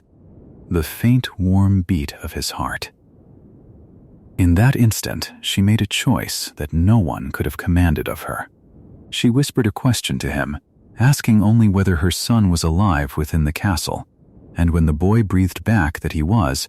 she rose and told Voldemort that Harry Potter was dead. It was a lie, spoken softly and at enormous risk, and it was told not out of any love for Harry, but out of a mother's fierce need to walk back into that castle and find her own child. Yet that single falsehood, that one small act of a frightened mother, had allowed Harry to be carried back among the living and to rise again when the hour was right. Narcissa Malfoy, in seeking to save her son, had helped to save them all. The courts of the New Age remembered this. They remembered that the Malfoys had faltered at the end, that they had chosen love over the Dark Lord's cause, and that Narcissa's whispered lie had turned aside the whole current of the war. And so, weighing the wrong that had been done against the mercy that had been earned, the Wizengamot chose not to send the Malfoys to Azkaban. It was not a pardon that pretended their past had never happened, for their years of service to Voldemort were neither forgotten nor excused. It was rather a measured judgment, an acknowledgement that a person who turns back toward the light in the final hour has done something that ought to count, and that a society which cannot recognize such a turning is a society ruled only by its anger. The Malfoys were spared, and they returned to their great cold house to live quietly, humbled and diminished, no longer proud, no longer feared, but free. In this way, the wizarding world made its slow and careful choice between two paths. It could have answered the cruelty of the war with a cruelty of its own, sweeping up the guilty and the doubtful alike in one great tide of retribution, as had been done in the frightened years before. Or it could choose the harder and the gentler road, the road of law and patience and honest weighing, showing firmness where firmness was truly earned, and mercy where mercy was truly deserved. Kingsley and the courts he guided chose the second path, and though it was slower and demanded far greater care, it laid down something precious for the years to come,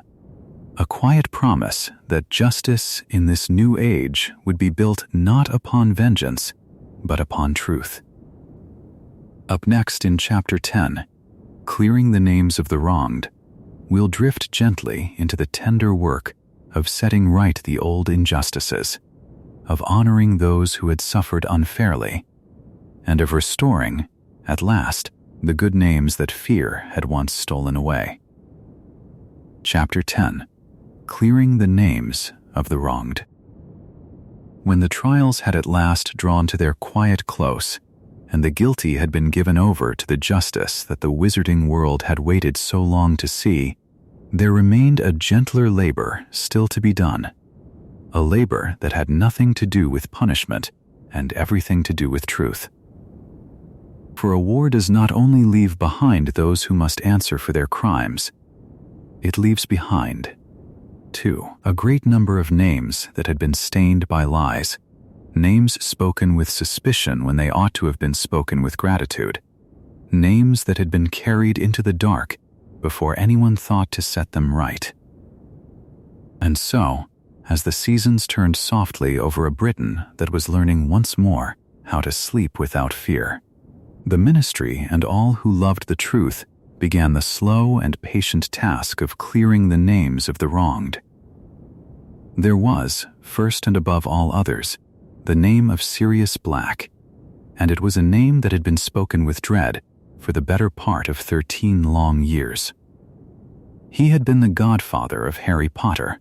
a man of laughter and loyalty, and a fierce and reckless love, and he had been thrown into the fortress of Azkaban without so much as a trial, condemned on the strength of what everyone believed they knew. They had believed that he had betrayed his dearest friends, James and Lily Potter, to the Dark Lord who hunted them. They had believed that he had murdered a street full of innocent people together with the wizard Peter Pettigrew, of whom, so the story went, nothing had been found but a single severed finger. For 12 years he had sat among the Dementors with that lie wrapped around him like a cold and heavy chain, and when at last he had escaped and cleared himself in the eyes of those few who loved him, he had died before the wider world could ever learn the truth. He had fallen through the veil in the Department of Mysteries, still branded a criminal, still hunted, still a name that mothers used to frighten their children into obedience. Now, in the quiet after the war, that could be mended, though it could not bring him back. Harry told the whole of the story to those who would listen, and Pettigrew's treachery was at last set down plainly for the record, and the great injustice done to Sirius Black was undone in the eyes of the law. His name was cleared, formally and completely, and the ancient and noble house from which he had come, a house he had never loved, could no longer be spoken of as though it had produced only a murderer. It was a small thing, perhaps, against the size of all he had suffered, and yet it mattered. It mattered that the record should be honest. It mattered that a man who had given everything for love and had been repaid with a cell and a false name should be remembered as he truly was, and that those who came after should learn the right of it. Harry took a quiet comfort in that, the comfort of knowing that his godfather could rest at last as an innocent man. And there were others, too, humbler names that had been swept up in the cruelty of the regime that Voldemort had built during his brief and terrible reign. There was Stan Shunpike, who had once been nothing more than the cheerful young conductor of the night bus, a fellow who liked to talk and liked to seem important, and had never in his life done harm to anyone. He had been arrested on the flimsiest of suspicions in the frightened days before the fall, imprisoned merely so that the ministry of that hour might look as though it were doing something. And then, when the Death Eaters had seized the ministry entirely, he had been taken up and bent to their will by the imperious curse, that dreadful spell which steals a person's own choices and leaves only obedience behind. He had done things under that curse that were not his to answer for the will that guided his wand had not been his own. Now the record was set straight for him as well. It was understood and written down and spoken aloud that Stan Shunpike had been a victim and not a villain, coerced and controlled, and that the man himself bore no guilt for the deeds that another had forced upon him. He was freed to return to his bus and his ordinary life, and the shadow was lifted from his name. So it went, gently and steadily, through 100 smaller stories. There were witches and wizards who had been named as undesirable by a regime that had made a weapon of the word, who had been hunted and slandered simply for being born of Muggle parents, or for having spoken against the darkness when speaking was dangerous. There were those whose reputations had been poisoned by the propaganda that had poured for a year from a captured press, from a newspaper that had printed whatever it was told to print, and from pamphlets that had dressed up hatred in the language of scholarship. All of that had to be answered, not with anger, but with patience,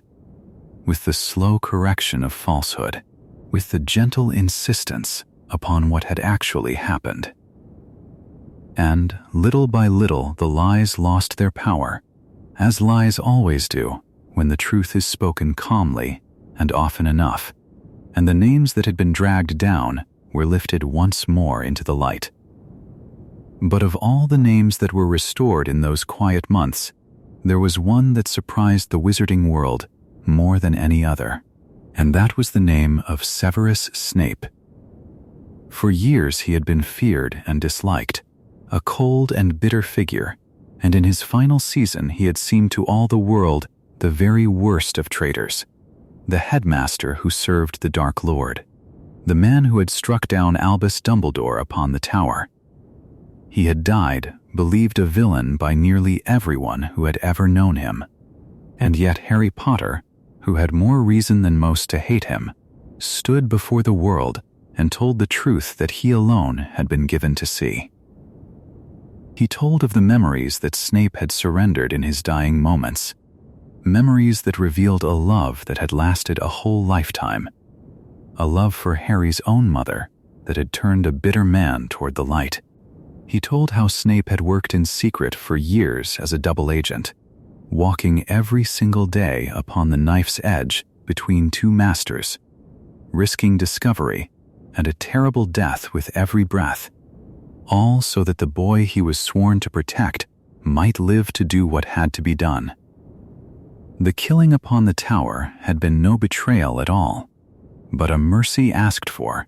and a burden accepted, and so it was that Severus Snape was honored at the last, his portrait hung in the headmaster's office where it belonged, his courage named for what it was, and his memory carried forward not as a traitor, but as one of the bravest men that Hogwarts had ever known. There was a peculiar tenderness in all this work, the work of setting the record straight, for it was done not for the living alone, but for the dead, who could no longer speak for themselves. It was the quiet promise of a healing world that no one who had suffered wrongly would be forgotten as a wrongdoer, that the truth would be sought out and spoken even when it came too late to comfort the one it concerned. And in the speaking of it there was rest, a deep and honest rest, the kind that comes when a long injustice is finally laid down. The names were clean again. The dead could sleep as themselves. Up next in Chapter 11, Rebuilding Hogwarts Stone by Stone, we'll wander back through the great castle's broken halls in the soft light after the battle, and watch, slowly and gently, as loving hands begin to set each fallen stone back into its place. Chapter 11, Rebuilding Hogwarts, Stone by Stone, when the last of the wronged had been remembered, and the names that had been spoken in shame were spoken again in gentleness, the castle itself seemed to breathe out slowly, the way a sleeper breathes when a long and troubling dream has finally loosened its hold. The summer of 1998 settled over the Highlands with a soft and forgiving light, and in that light the great work began, the quiet and patient work of making Hogwarts whole again, stone by stone and beam by beam, until the school that had been broken could open its doors once more, as though the world had always been safe. Professor Minerva McGonagall walked the ruined corridors in those first mornings, and she walked them alone, her footsteps careful upon the rubble, her tartan robes brushing the dust from fallen archways. She had taught within these walls for many long years, and she knew every turning of every staircase, every worn dip in every step where thousands of young feet had passed before. And to see the towers cracked and the windows shattered was a grief to her that she carried without complaint. Yet she did not weep openly, for she was a woman of great steadiness, and she understood that the castle did not need her sorrow so much as it needed her hands and her will, and her long, unhurried knowledge of how a thing that has been hurt may be coaxed back toward wholeness. It was in that season that she became headmistress, quietly and without any grand announcement, for there were no crowds to cheer and no banners to unfurl, only the trust of those who had stood beside her, and the sense, shared by all who remained, that the school could ask for no steadier guardian.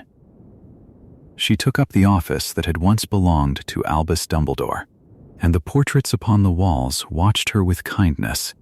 and the old headmasters and headmistresses in their painted frames murmured their approval among themselves, glad that the great chair had passed into hands that loved the place as deeply as their own had. The mending of the castle was, above all, a labor of magic, and it was a wonder to behold. Where a wall had been thrown down, the teachers gathered before the gap and lifted their wands together,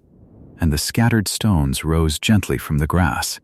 turning slowly in the air like leaves upon a still pond, and each stone found again the place from which it had fallen, settling into the wall with a soft, grinding sound that was almost like a sigh of relief. The mortar knitted itself between them, gray and patient, and the wall that had been a wound became once more a wall, standing straight and quiet in the summer sun as though it had never known a moment of harm. The staircases, which had shifted and buckled and lost their way in the confusion of the battle, were coaxed back into their proper courses, and this was delicate work, for the staircases of Hogwarts had always moved with a will of their own, swinging from landing to landing like slow and thoughtful creatures. The teachers spoke to them gently, in the way one speaks to a frightened animal, and one by one the great stone flights realigned themselves, easing back into their old familiar paths until they climbed once more toward the towers as they had always climbed, unhurried and sure. High above the great hall, the enchanted ceiling had been dimmed and torn by the violence beneath it, and its painted sky had gone gray and lifeless, so that for a time the hall had lain beneath a false and heavy dusk. But those who knew the old charm gathered beneath it in the evenings, and they worked the deep and ancient magic that had first been laid there long ago, and slowly the ceiling remembered itself. The false dusk lifted, and the true sky returned to it, and once again the long tables lay beneath a soft ceiling of drifting cloud and gentle star, so that anyone who looked up might forget for a moment that there was any roof at all, and might feel instead the whole calm sweep of the heavens resting kindly overhead. Yet not all of the work was magic, for there was a great deal that willing hands could do, and willing hands came from every corner. Teachers set aside their gowns and rolled their sleeves, and workers from the ministry arrived by the cartload, and there came besides them a steady stream of volunteers, ordinary witches and wizards, who had never taught a lesson in their lives, but who wished, in the aftermath of so much sorrow, to give something back to the place that had sheltered so many children through so many years. They cleared the fallen timbers and swept the endless dust, and they carried water and mended shutters and set new glass into the empty window frames, and though the labor was long, they went about it with a kind of quiet gladness, for it is a healing thing to build after so much has been broken. Out upon the grounds, the same slow restoration was taking place beneath the wide summer sky. The lawns that had been scorched and trampled were tended and reseeded, and the grass crept back over the bare earth in a soft green tide, until the sloping fields that ran down toward the lake looked once again as they had always looked, gentle and unmarked and green. Trees that had been splintered were healed where healing was possible, and where a tree could not be saved a young one was planted in its place, a small and hopeful thing with its roots tucked carefully into the dark and generous soil. The greenhouses had suffered greatly, for glass is a fragile thing and much of it had shattered, and the tender plants within had been left open to the wind and the cold night air. Professor Sprout moved among the broken panes with her earth-stained hands and her infinite patience, and she coaxed the bruised and wilting plants back toward their strength, propping the fallen stems and warming the chilled roots, whispering to the shy and living things in her care. New glass was fitted into the frames, pane by careful pane, until the greenhouses stood clear and bright once more, and inside them the green things stretched toward the returning light and began, in their own slow and secret way, to thrive. All through the summer the work went on in this unhurried manner, without any rush and without any noise beyond the soft sounds of building, the low murmur of spells and the tap of hammers and the rustle of leaves in the warm wind off the loch. And little by little, so gradually that no single day held the whole change within it, the castle came back to itself. The towers stood straight against the evening. The corridors ran clean and whole. The lamps were lit again in the long galleries, and their gentle light fell upon repaired stone and polished floor, and the whole vast building settled into a deep and comfortable quiet, like a house made ready and waiting for the return of the children it loved. And when at last the summer softened toward September, and the heather on the hills turned to its late and dusky purple, the doors of Hogwarts were opened wide once more. The great train came up from the south as it had always come, and the boats crossed the dark and glassy lake as they had always crossed,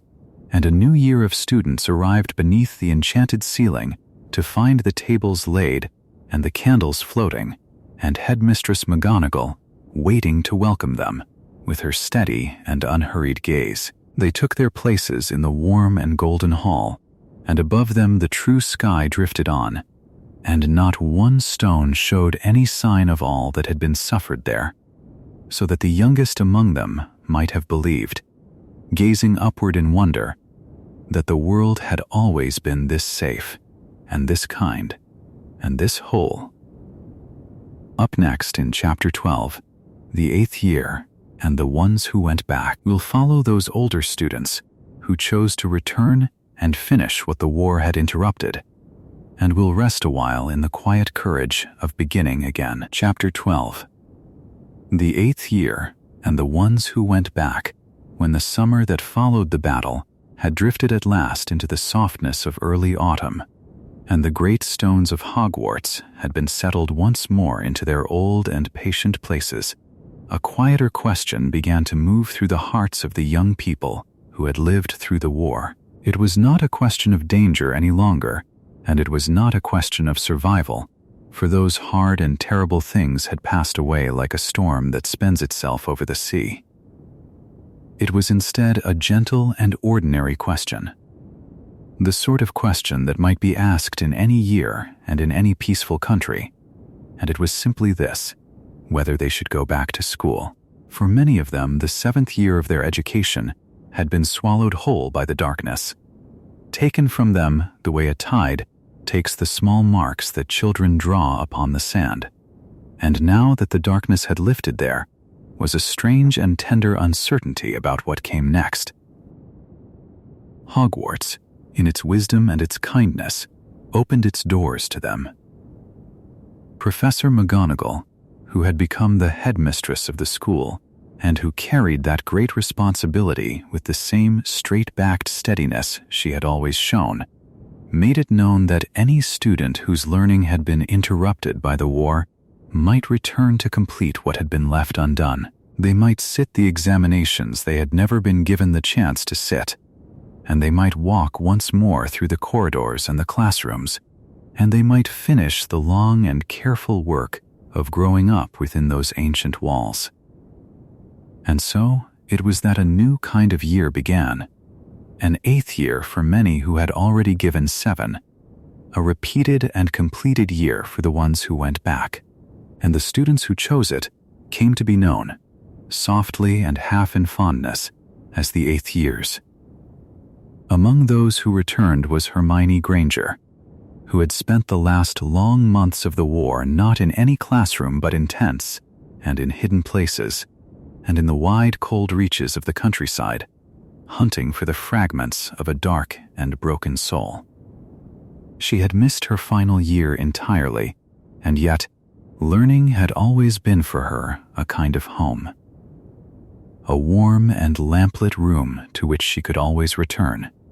and she found that she wished very much to go back. She wished to sit her nastily exhausting wizarding tests, which the young witches and wizards called their NEWTs, and she wished to finish properly the education she had begun so many years before as a small girl with bushy hair and a heavy bag of books and a heart already full of questions. So she packed her trunk once more, and she boarded the great scarlet train, and she returned to the castle where she had fought, and where she now would study. Harry Potter and Ron Weasley, however, chose a different road. They had walked so far and carried so much, and the world beyond the school had opened its doors to them in a new and needful way, and they decided that their path lay elsewhere now, in the work of mending and of guarding, rather than in the sitting of examinations. There was no quarrel in this, and there was no sorrow, only the quiet understanding that friends may love one another dearly and still choose separate ways for a season. Hermione went back to the desks and the books, and the two young men went out toward other labors, and each of them carried the others close within their thoughts all the while. Yet Hermione did not return alone, for the castle in that 8th year gathered to itself a gentle company of the young who had come back. Ginny Weasley was among them, growing now into the full quickness and warmth of herself, returning to her studies and to the ordinary rhythm of lessons and Quidditch and long evenings in the common room. Luna Lovegood came back as well, unchanged in her dreaming strangeness, still gazing at the world from her own soft and sideways angle, still finding wonder in the corners that others passed by without looking. And Neville Longbottom returned, the same Neville who had stood so bravely in the very last hour of the war, and who now settled back into the greenhouses and the gardens and the tending of growing things, where his gentle hands had always known their surest happiness. There was a strange and healing peace in studying within a castle where they had so recently fought. In the very halls where curses had once flown, and where the air had trembled with fear, there were now the small and homely sounds of an ordinary school, the scratch of quills upon parchment, the shuffle of feet upon worn stone, the low murmur of a lesson being explained and slowly understood. The great hall, which had held the wounded and the grieving in the aftermath of the battle, held again the long tables and the floating candles and the drift of warm and simple food. And the students bent their heads over their plates and spoke of examinations and of homework and of the small ordinary troubles of the day. It was as though the castle were teaching them, by its own quiet example, how a place might carry its sorrows and still be whole, how the walls that had witnessed grief might witness laughter again, and how the same stones that had sheltered a war might now shelter the gentle and unremarkable business of learning. Slowly, in the way that snow melts from a hillside and reveals the patient green beneath, the ordinary life of school reclaimed the halls. There were lessons in transfiguration, and in charms, and in herbology, and in all the familiar subjects, and there were essays to be written by candlelight, and there were examinations to be revised for in the long quiet afternoons of the library. There were friendships too, old ones deepening and new ones forming, and there were the small kindnesses that pass between young people who have been through hard things together, and who find, in one another, a company that needs no explaining. They walked together to their classes, and they studied together beneath the tall windows,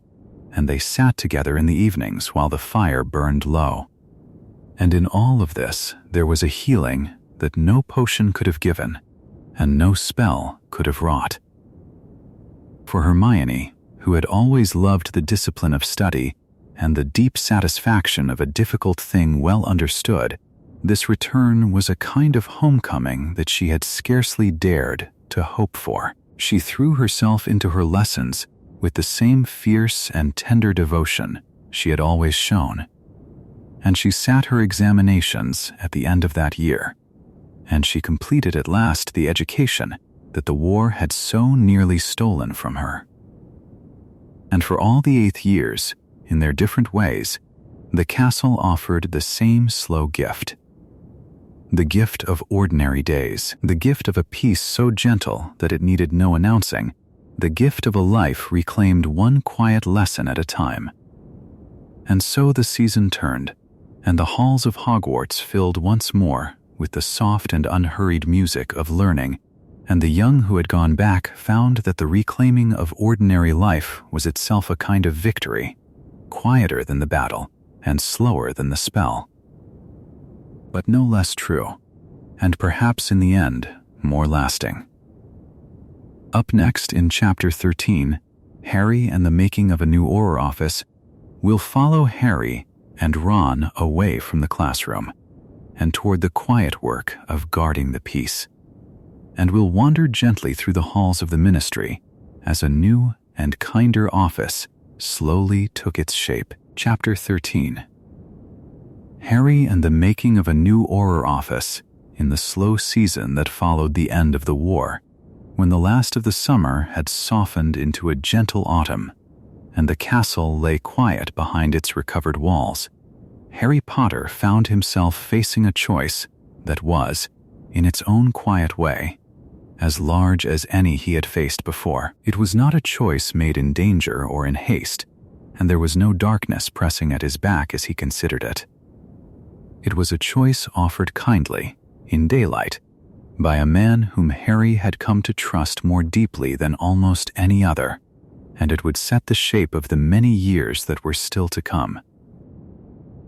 Kingsley Shacklebolt, who had stepped from the ranks of the Order of the Phoenix into the highest office in Wizarding Britain, had become the Minister for Magic in the difficult days after the battle, and he had done so not because he hungered for the seat, but because the country needed a steady hand upon the tiller. He was a tall and unhurried man, deep of voice and calm of manner, and he had watched Harry through the whole long ordeal with a quiet and unwavering regard. And so it was that Kingsley made his invitation plain, offering to Harry Potter and to Ron Weasley a place within the Auror Office itself, a place given directly and without the years of examination that had always before been required. He did not ask them to sit their final tests, the demanding assessments that most young witches and wizards labored over. He asked only that they come in recognition of what they had already done and lend their courage to the rebuilding of a service that had very nearly been broken. For Harry, who had once dreamed of becoming an Auror while he was still a boy bent over his lessons, the offer settled something that had been unsettled for a long while. He had never truly wanted comfort, nor fame, nor the easy rest that many felt he had earned.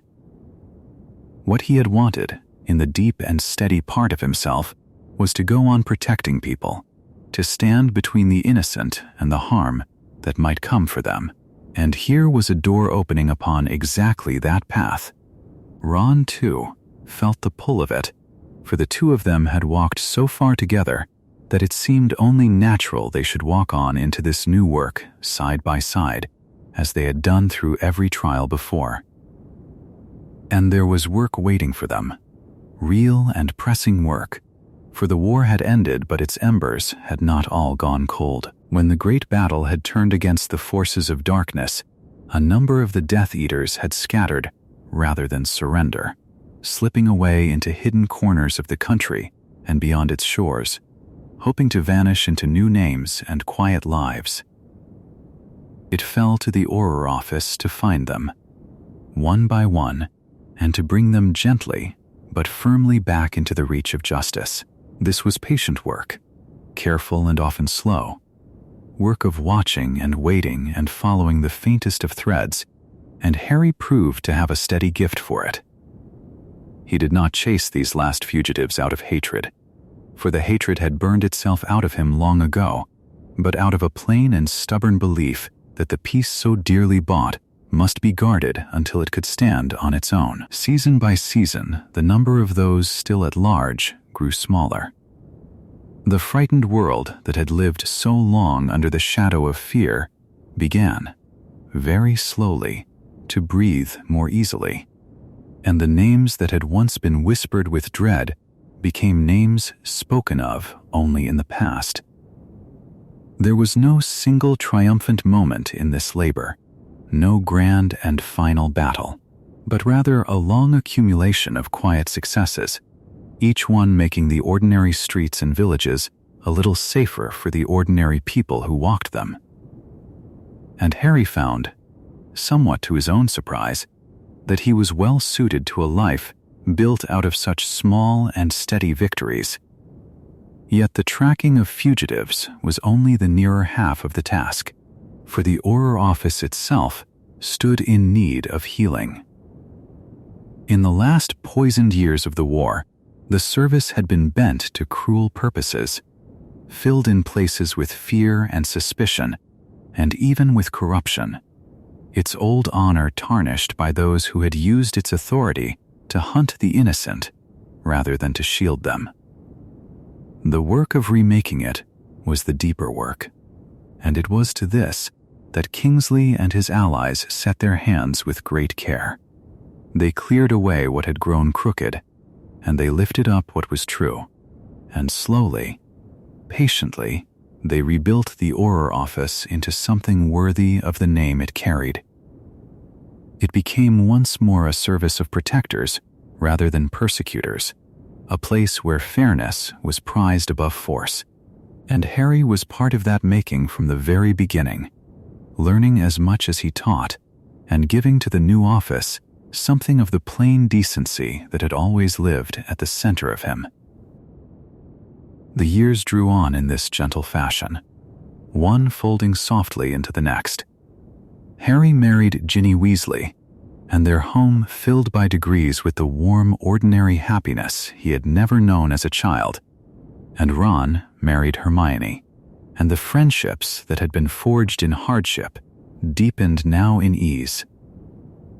Through all of it, Harry kept to his work, rising through the ranks not by grasping, but by the simple weight of what he did, day after day, without complaint and without any wish to be admired for it. He was trusted, and he had earned the trust, and those who worked beside him came to rely upon his calm and his fairness as one relies upon solid ground beneath the feet. And so it came about that, by around the year 2007, when Harry was still a remarkably young man to hold so great a charge, he was made the head of the Auror office. It was a position of no small importance, for the one who held it stood as the chief guardian of the peace across the whole of Wizarding Britain, and it had rarely, if ever, passed into hands so young. Yet no one who knew Harry thought the honor ill-placed, for he had come to it not through ambition, but through the long and faithful practice of protecting others, and the office he now led was in large part the office he had helped to remake with his own patient hands. There was in Harry, as the responsibility settled upon his shoulders, a quiet and steady satisfaction, the kind that comes not from triumph, but from the sense of a thing well and rightly done. He had been given, after the war, every reason to step back and to rest, and the world would have understood if he had chosen to lay down his burdens and to live only for himself. But that was not the choice he had made. He had chosen instead to go on standing watch, to carry his courage forward out of the time of danger and into the long, quiet years of peace, and to spend it in the plain, unglamorous service of keeping people safe. It was a good life, built of good work, and he knew it to be so. In the small hours of many an ordinary night, Harry would think of all that had passed, of the friends who had fallen and the friends who remained, of the boy he had been and the man he had become, and he would feel no longer the old restlessness, but only a deep and settled peace. The war was ended. The last shadows had been gathered in. And the world he had bled to save was, at long last, learning how to be gentle with itself again, watched over by those, like him, who had decided that the guarding of peace was a work worth giving a whole life to. Up next in Chapter 14, Hermione and the Rights of the Downtrodden will drift softly alongside a brilliant and tender-hearted witch as she turns her fierce compassion toward the forgotten and the mistreated, and begins the patient labor of making the wizarding world kinder for every creature within it. Chapter 14. Hermione and the Rights of the Downtrodden. While Harry settled into the steady rhythm of the Auror office, learning the patient craft of watching over the wizarding world, Hermione Granger walked a quieter path of her own,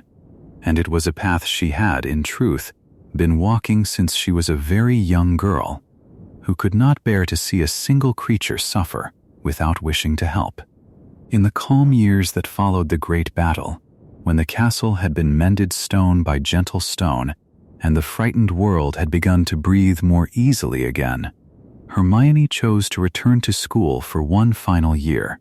though so many of her friends had chosen otherwise. She wished to finish what she had begun, to sit her examinations, and to close the long chapter of her education properly, the way one might smooth the last fold of a blanket before turning down the lamp. And so, while others hurried into the wide world, she went back to the library she had always loved, back to the soft lamplight and the smell of old parchment, and she studied with the same tender patience that had always been hers. When at last her schooling was truly done, Hermione carried her many talents to the Ministry of Magic, that great sprawling warren of quiet corridors and softly humming lifts far beneath the streets of London. She might have gone anywhere, for her mind was as sharp and as bright as any the world had known, and doors of every kind stood open before her. Yet she chose, without a moment of hesitation, to give herself to the ones who had no voice, the ones whom the old world had long forgotten. She began her work in the Department for the Regulation and Control of Magical Creatures, and there, gently and steadily, she took up a cause that had lived in her heart since her 4th year at school, when she had first understood the quiet sorrow of the house elves. Many who remembered her younger days recalled a badge she had once made, and a small society she had founded with all the earnest hope of a 14-year-old heart, a little organization devoted to the welfare of elves. In those early days, some had smiled at her, thinking her cause a strange and hopeless one, for the world had grown so used to the old ways that it could no longer see the sadness in them. But Hermione had never once been swayed by the smiles of those who did not understand. She had only grown, and softened, and learned, until the fierce compassion of the child had ripened into the steady wisdom of the woman. And now, seated at a real desk within the true halls of power, she found she could at last turn that long dream into something solid and lasting. Day after quiet day, Hermione labored to improve the lives of the house elves, those small and faithful beings who had toiled unseen for so many long centuries. She did not rush, and she did not shout, for she had learned that the deepest changes come as gently as spring comes to a cold field, one warm morning at a time. She wrote careful laws that gave the elves the right to fair wages should they wish for them, and the right to rest, and the right to be spoken to with kindness rather than cruelty. She listened to the elves themselves, sitting with them in the warm and steamy kitchens, asking softly what they wished for. learning that dignity could be offered without ever being forced. And slowly, so slowly that many scarcely noticed it happening, the world around her grew a little kinder, a little gentler, for the smallest and the humblest among them. Yet Hermione's tender heart was too wide to rest with a single cause, for wherever she looked in that ancient and cobwebbed world, she saw old shadows that longed to be swept away. In the fullness of time, she moved onward to the Department of Magical Law Enforcement, where the great rules of the wizarding world were written and kept. And there she set herself to the most patient labor of all. She turned her calm and careful gaze upon the old laws, the dusty and forgotten statutes that had been written long ago in unkinder years, the laws that had once whispered that some kinds of witches and wizards were worth more than others simply for the blood that ran within them. These were the very laws that a cruel and frightened power had once tried to use as a weapon. In the dark days when so many had been made to feel unwelcome in the only world they had ever known, Hermione remembered those days well, for she herself had been named unkind things by those who could not see her worth, and she had felt the cold sting of that old prejudice upon her own gentle heart.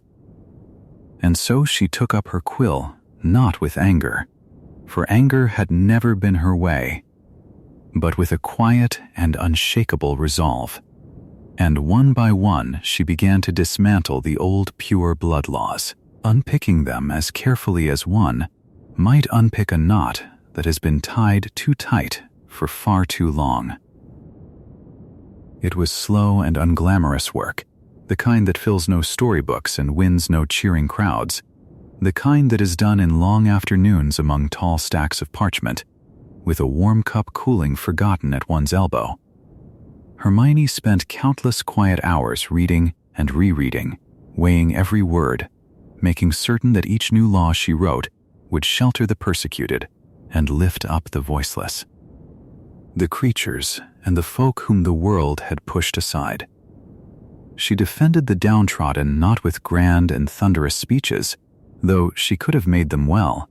but with the steady and unwearying work of a heart that simply would not give up on fairness. And in this she was a marvel, for she never grew hard, and she never grew tired of caring, and every soul she helped was helped a little more gently because it was she who had reached out a hand. The years drifted by as softly as clouds across a summer sky, and as they passed, more and more of the wizarding world came to see what a rare and steady light Hermione Granger truly was. She was trusted, and she was loved, and her wisdom was sought in every hall and every chamber, for people had come to understand that here was a witch who wanted nothing for herself, and everything for those who had the least. And so, in the fullness of time, when the world at last needed someone whose heart was as strong as it was kind, Hermione rose gently to the very highest office of all, and became the Minister for Magic herself. She who had once been a small girl with a homemade badge, dreaming of a fairer world, now sat at the very heart of that world, guiding it with the same tenderness and the same quiet strength she had carried since she was young. And under her gentle care the old shadows grew fainter still, and the smallest voices were heard at last, and the wizarding world became a warmer and a truer home for every creature and every soul within it. For she had proven, across all those long and patient years, that the most lasting magic of all is simply the refusal to stop being kind. Up next in Chapter 15, Ron, George, and the shop that healed will wander together into a bright and bustling little joke shop upon a cobbled street, where two brothers turned laughter itself into a gentle sort of medicine, and where the healing of a grieving heart came softly, one shared smile at a time. Chapter 15. Ron, George, and the shop that healed while Hermione had walked her long and steady path through the corridors of the ministry, learning the slow art of turning old and cruel laws into gentler ones. The young man who loved her had walked a path of his own, and it was a path that wound, in the end, back to a bright shopfront in Diagon Alley, where the windows glittered with every color that laughter could take. Ronald Bilious Weasley, sixth of the 7 Weasley children and the youngest of the boys, had come out of the war carrying a grief so large and so quiet that he did not always have words for it, and in the months that followed the Battle of Hogwarts he learned, as so many of his family learned, that some sorrows are too heavy to be lifted all at once, and that they must instead be carried a little at a time, day after gentle day, until the carrying becomes a kind of living. The grief had a name, and the name was Fred. For the loss that lay over the whole of the Weasley household in those first tender seasons was the loss of one of the twins, the loss of that bright and mischievous half of a matched pair, and there was no one in the family who felt that absence more sharply than George, the brother who had shared with Fred a face, a voice, a laugh, and very nearly a single mind. Fred and George Weasley had built, out of nothing but cleverness and daring, and a great many dung bombs, the most joyful shop in all of Wizarding Britain, Weasley's Wizarding Wheezes, and they had raised it up in the very heart of Diagon Alley, in the darkest of times, when fear was thick in the streets and hardly anyone dared to smile, and they had done it precisely because they believed that laughter was a thing worth fighting for. And now one of the two who had dreamed it was gone, and the shop that had been built for two seemed suddenly far too quiet, its bright rooms echoing with a silence that no charm could fill. In the earliest weeks after the war, George could scarcely bear to open the doors at all. The bright purple front with its enormous mechanical figure, the shelves stacked high with skiving snack boxes and trick wands and pygmy puffs that squeaked softly in their cages, the whole glorious clamor of the place seemed to belong to another life, a life in which there had been 2 brothers and not one. And it was into this quiet and this sorrow that Ron stepped, not with any grand plan and not with any clever words, but simply because he was George's brother and he could not bear to see him alone. Ron began, in those months, to come to the shop and to stand behind the counter and to sweep the floors and to sort the tangled stock and to be there, day after day, a steady and unremarkable presence in a place that badly needed one. It was not, at first, a thing that anyone would have called healing. Healing rarely announces itself as it comes. It arrived instead in small and almost invisible pieces, in the way that a customer's delighted gasp at a new trick could coax, after many months, the faintest ghost of a smile onto George's tired face, and in the way that a child pressing her nose to the glass of the pygmy puff cage could remind a grieving man why the shop had ever mattered. Ron, who had spent so much of his younger life feeling overshadowed by his many brilliant brothers, discovered in this quiet season a gift he had not known he possessed, which was simply the gift of being present and being loyal, of showing up morning after morning without needing to be thanked, and of letting his brother lean on him without ever once making him feel the weight of the leaning. And so, slowly, the shop began to breathe again. George found, to his own quiet surprise, that inventing was still possible, that his hands still remembered how to build a thing that would make a stranger laugh, and that every new bit of cleverness he dreamed up was, in its own small way, a gift laid at the memory of the brother he had lost. For Fred had loved nothing so much as making people laugh, and there could be no truer honoring of him than to go on filling the world with joy in his name. The shop that had lost half of its founding spirit found that the missing half had not vanished after all, but had been folded, somehow, into everything that remained, so that every explosion of glittering sparks and every squeak of a delighted customer carried a little of Fred forward into the years he would never see. There came a time when the shop was steadier and George was stronger, that Ron felt he might be called to something more, and for a couple of years he served alongside his dearest friend Harry Potter as an Auror, one of the elite witches and wizards charged with catching the last of the dark forces that still lingered in the corners of the world after the fall of the greatest dark wizard of all. It was brave and difficult work, and Ron did it well, standing at Harry's shoulder as he had always stood,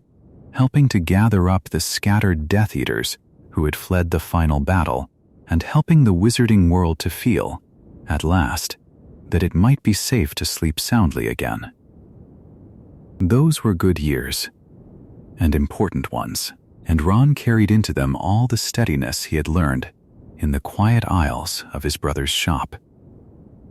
But in time, Ron came to understand where his heart most truly wished to be, and it was not in the shadowed pursuit of dark wizards, brave though that calling was,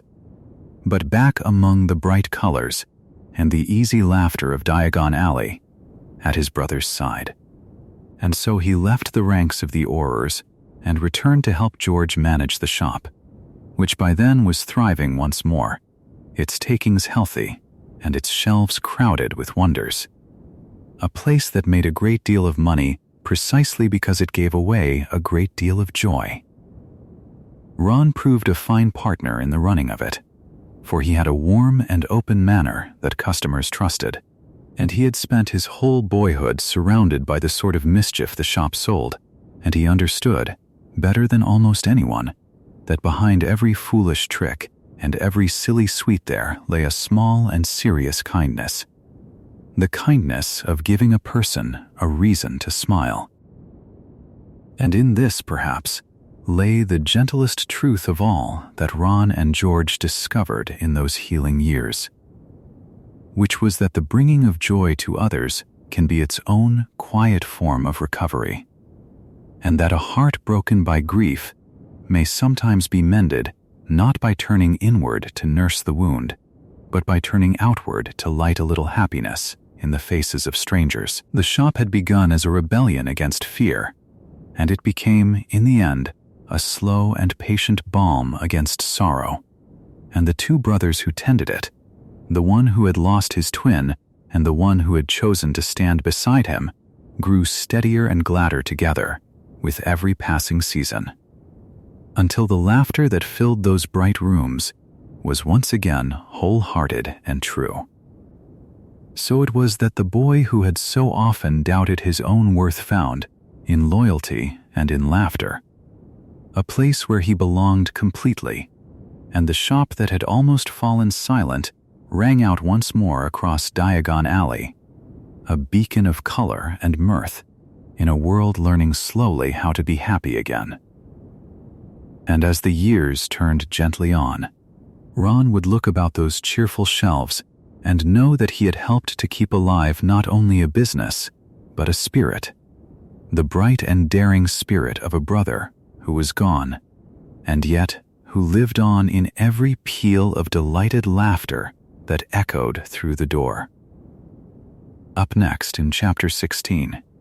The Quiet Courtships and the Mending of Families, we'll drift softly into the tender years in which old friends became something dearer still, and we'll watch the scattered members of a weary and loving family draw slowly back together beneath the warm and forgiving light of peace. Chapter 16.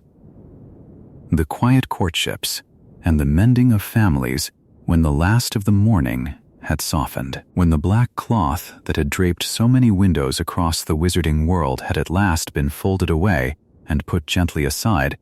a new season began,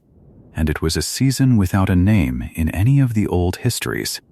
for it was simply the season of living, the long and unremarkable happiness that the survivors of the war had earned with everything they had lost. For years, the young witches and wizards who had fought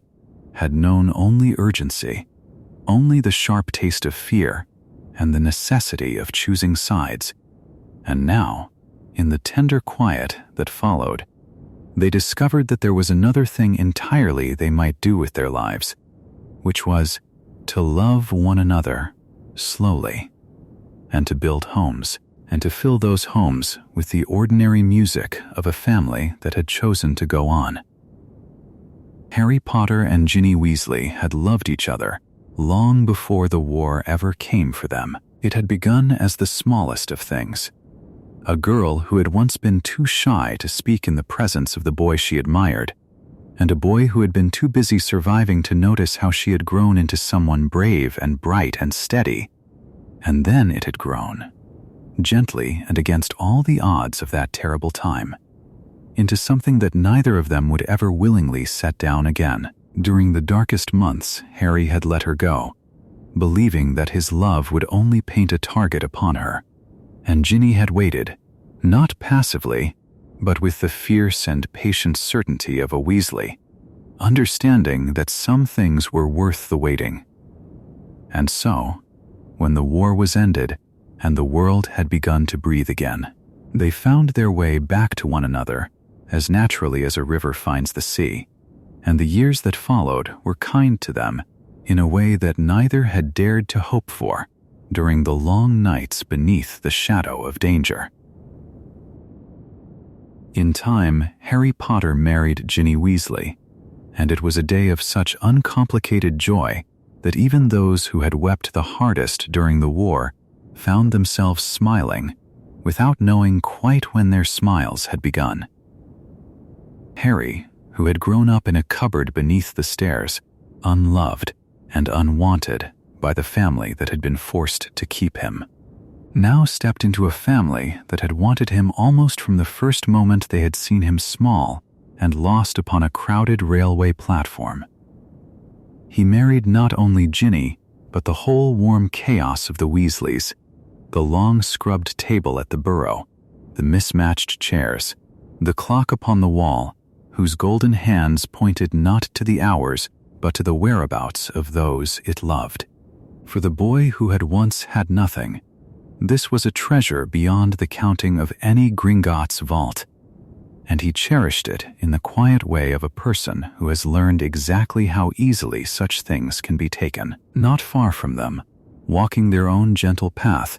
were Ron Weasley and Hermione Granger, whose long friendship had turned so slowly to love that neither of them could have said precisely when it happened. For 7 years, they had bickered and forgiven, worried over each other and defended each other, and beneath all of it had run a current so deep and so constant that it had simply become part of the ground they stood upon.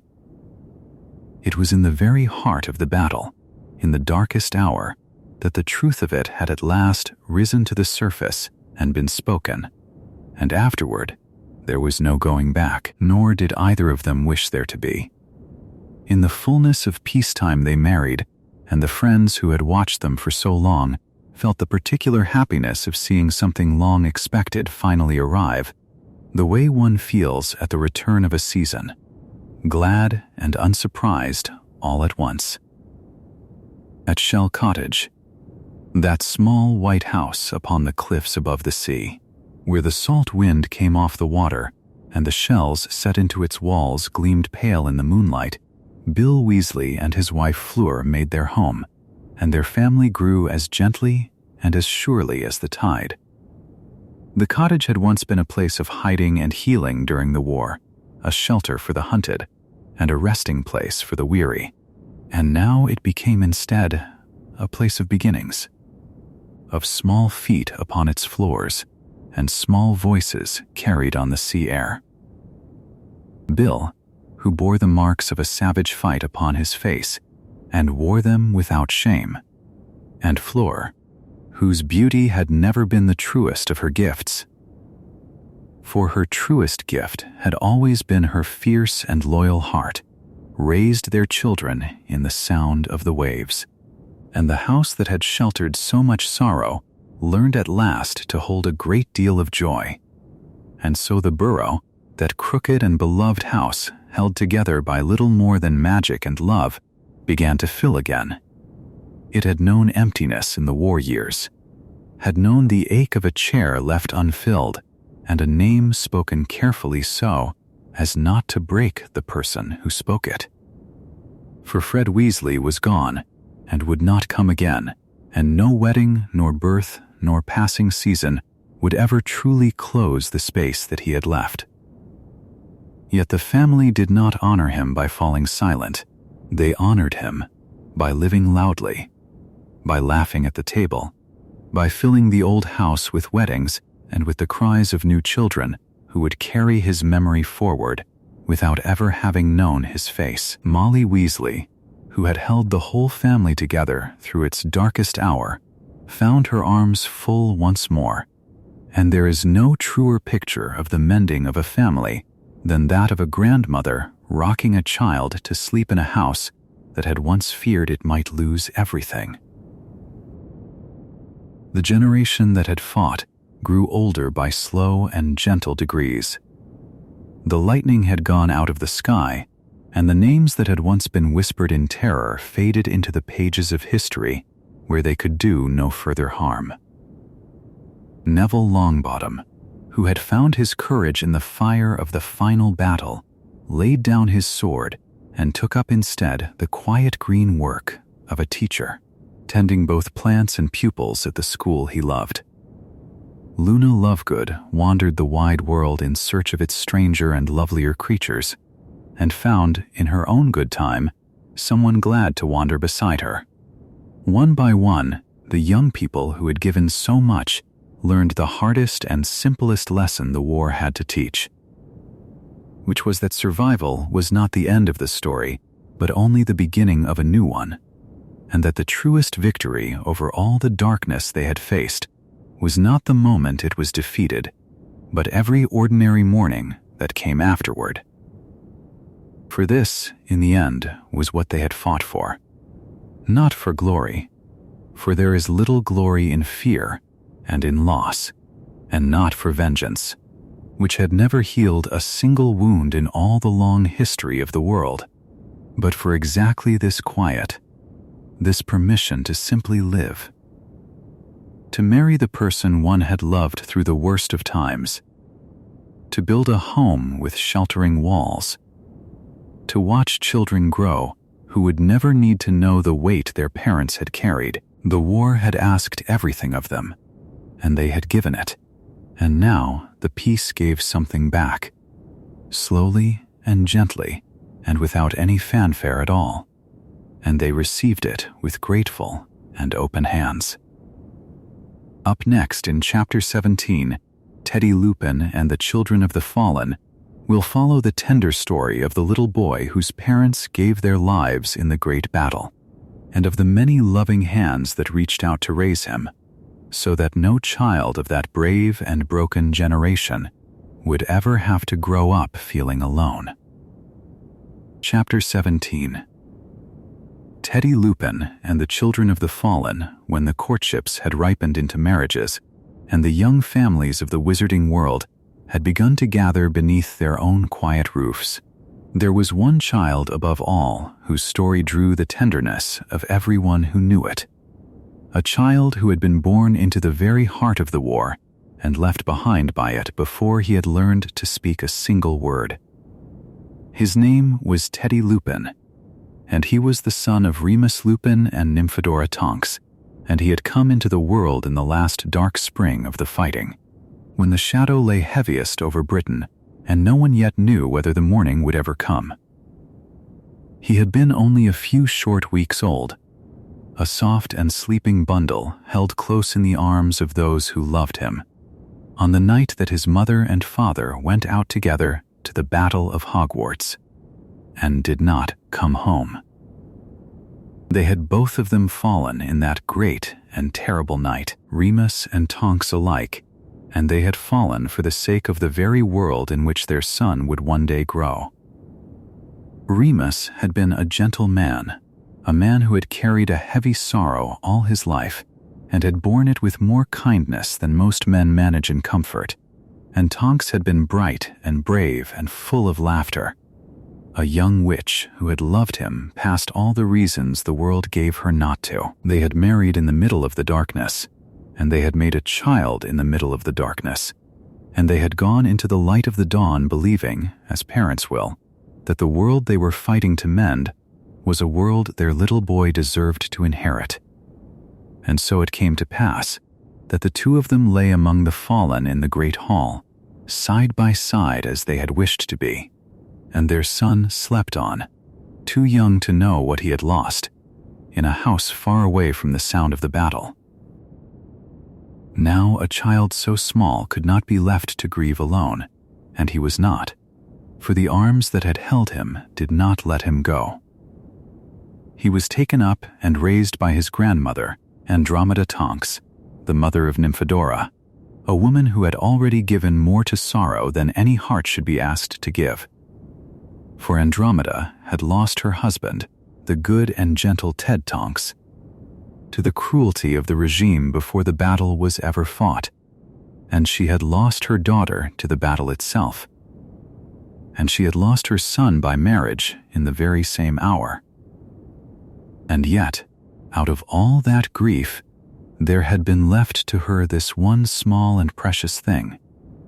this grandchild, with his mother's spirit somewhere inside him, and she wrapped her whole broken and mending heart around him and made of her quiet house a home. She raised him with patience and with love, telling him as he grew of the mother and the father he could not remember, so that they might live for him in stories, even though they could not live for him in life. And Teddy did not want for other love,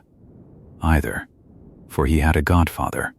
and that godfather was Harry Potter himself. Remus had asked Harry to stand as godfather to his son in the last days before the battle,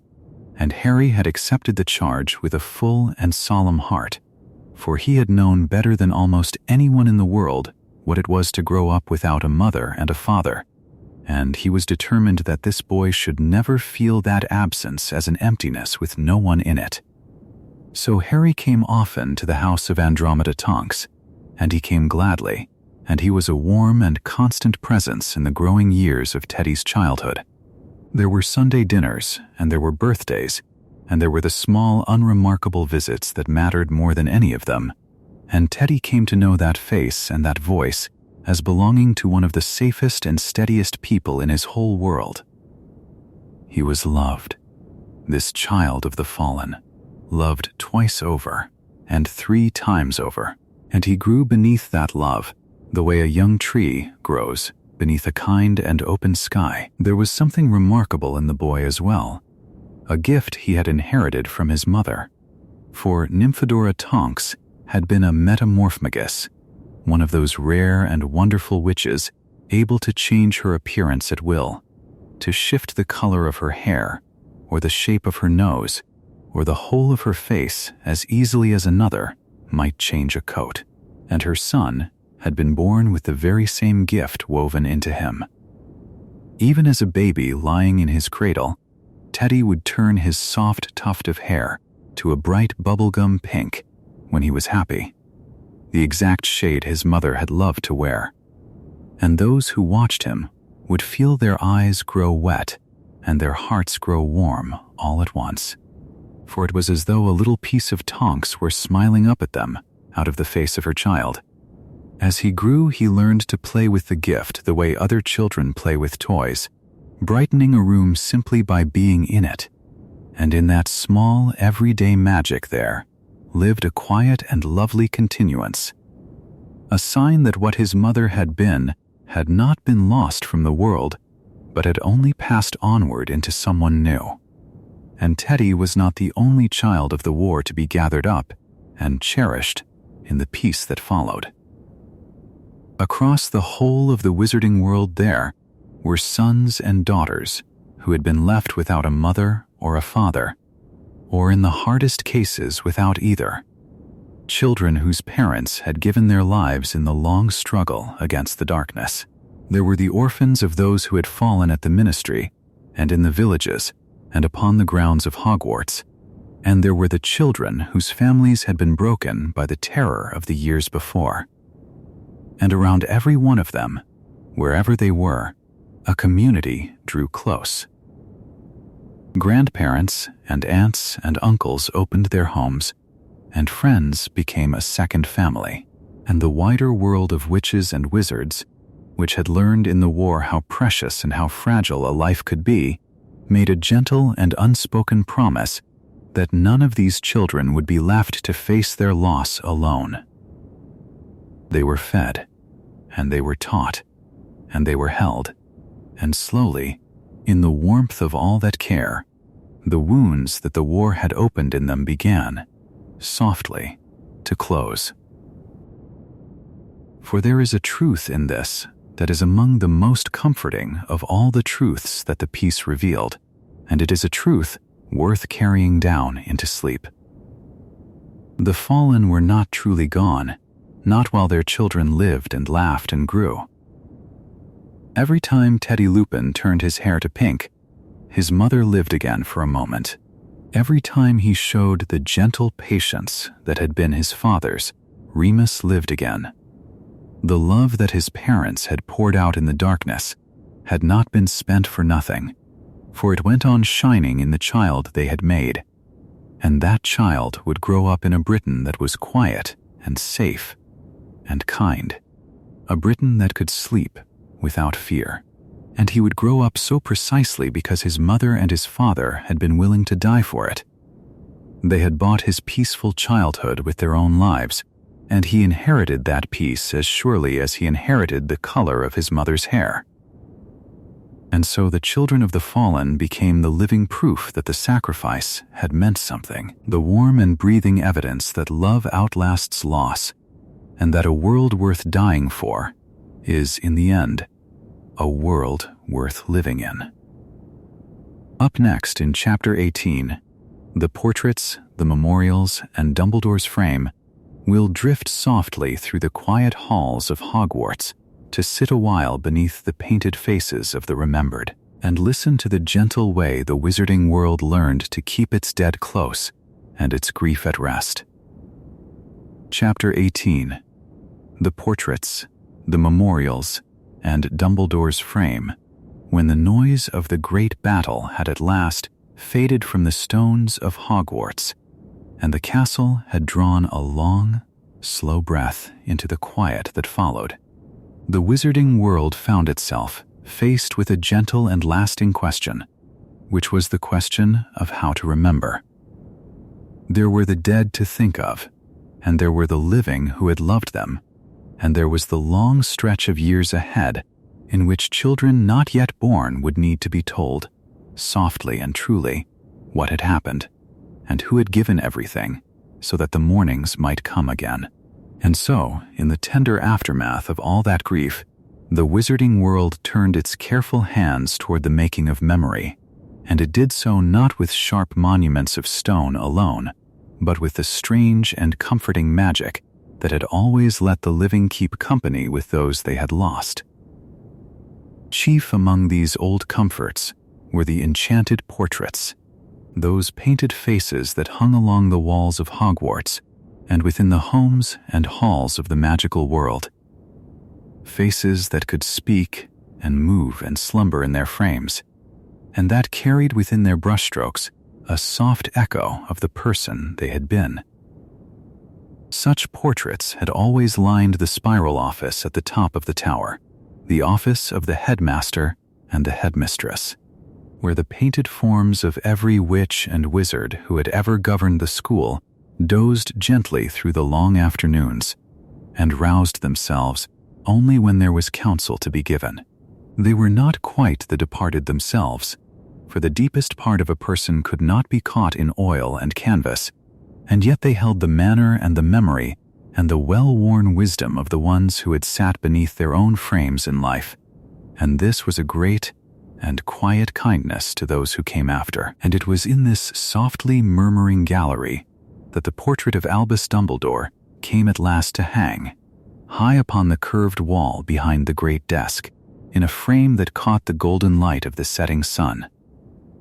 When the old headmaster had fallen from the astronomy tower on that far and sorrowful night, his portrait had appeared upon the wall, as such portraits always did. Drowsing and half-moon spectacled and silver-bearded, with the same gentle twinkle that had lived so long behind those blue eyes. And through the darkest of the days that followed, when the school had been shadowed, and the boy who was to end it all had wandered far from its walls, the painted Dumbledore had waited, patient and unhurried, until the time came for him to speak again. For a portrait could offer counsel, and it could offer comfort, and it could remind those who stood before it of the things the living Dumbledore had believed, and in this way the old headmaster went on watching over the school he had loved, long after his body had been laid to rest. When the boy who had carried so much upon his young shoulders returned to that office in the hush after the battle was won, it was to the painted face of Albus Dumbledore that he turned, and the portrait, so the old stories tell, wept quiet tears of pride and relief within its frame, and offered its soft and steady guidance one final time. And ever after, in the long peaceful years, the headmasters and headmistresses who governed Hogwarts could look up to that gentle painted figure and find there the counsel of the wisest wizard of his age, forever dozing, forever kind, forever ready to lend a listening ear to those who bore the weight of leading the school onward. Yet there was another portrait that came, in the fullness of time, to hang within that quiet office, and its arrival was among the tenderest acts of remembering the wizarding world would ever perform. For the man named Severus Snape, who had for so many years worn a cold and forbidding face, and whom so many had believed to be a servant of the darkness,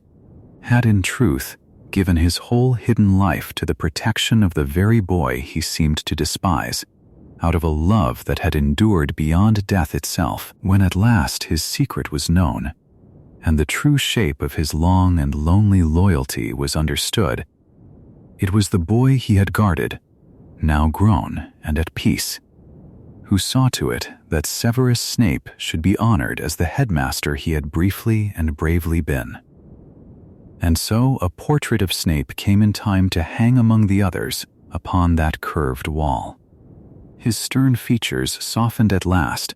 by the knowledge that the world had come to see him clearly, so that he too might drowse in that gentle company, no longer alone, no longer misjudged, remembered now for the courage that had lived quietly beneath his careful mask.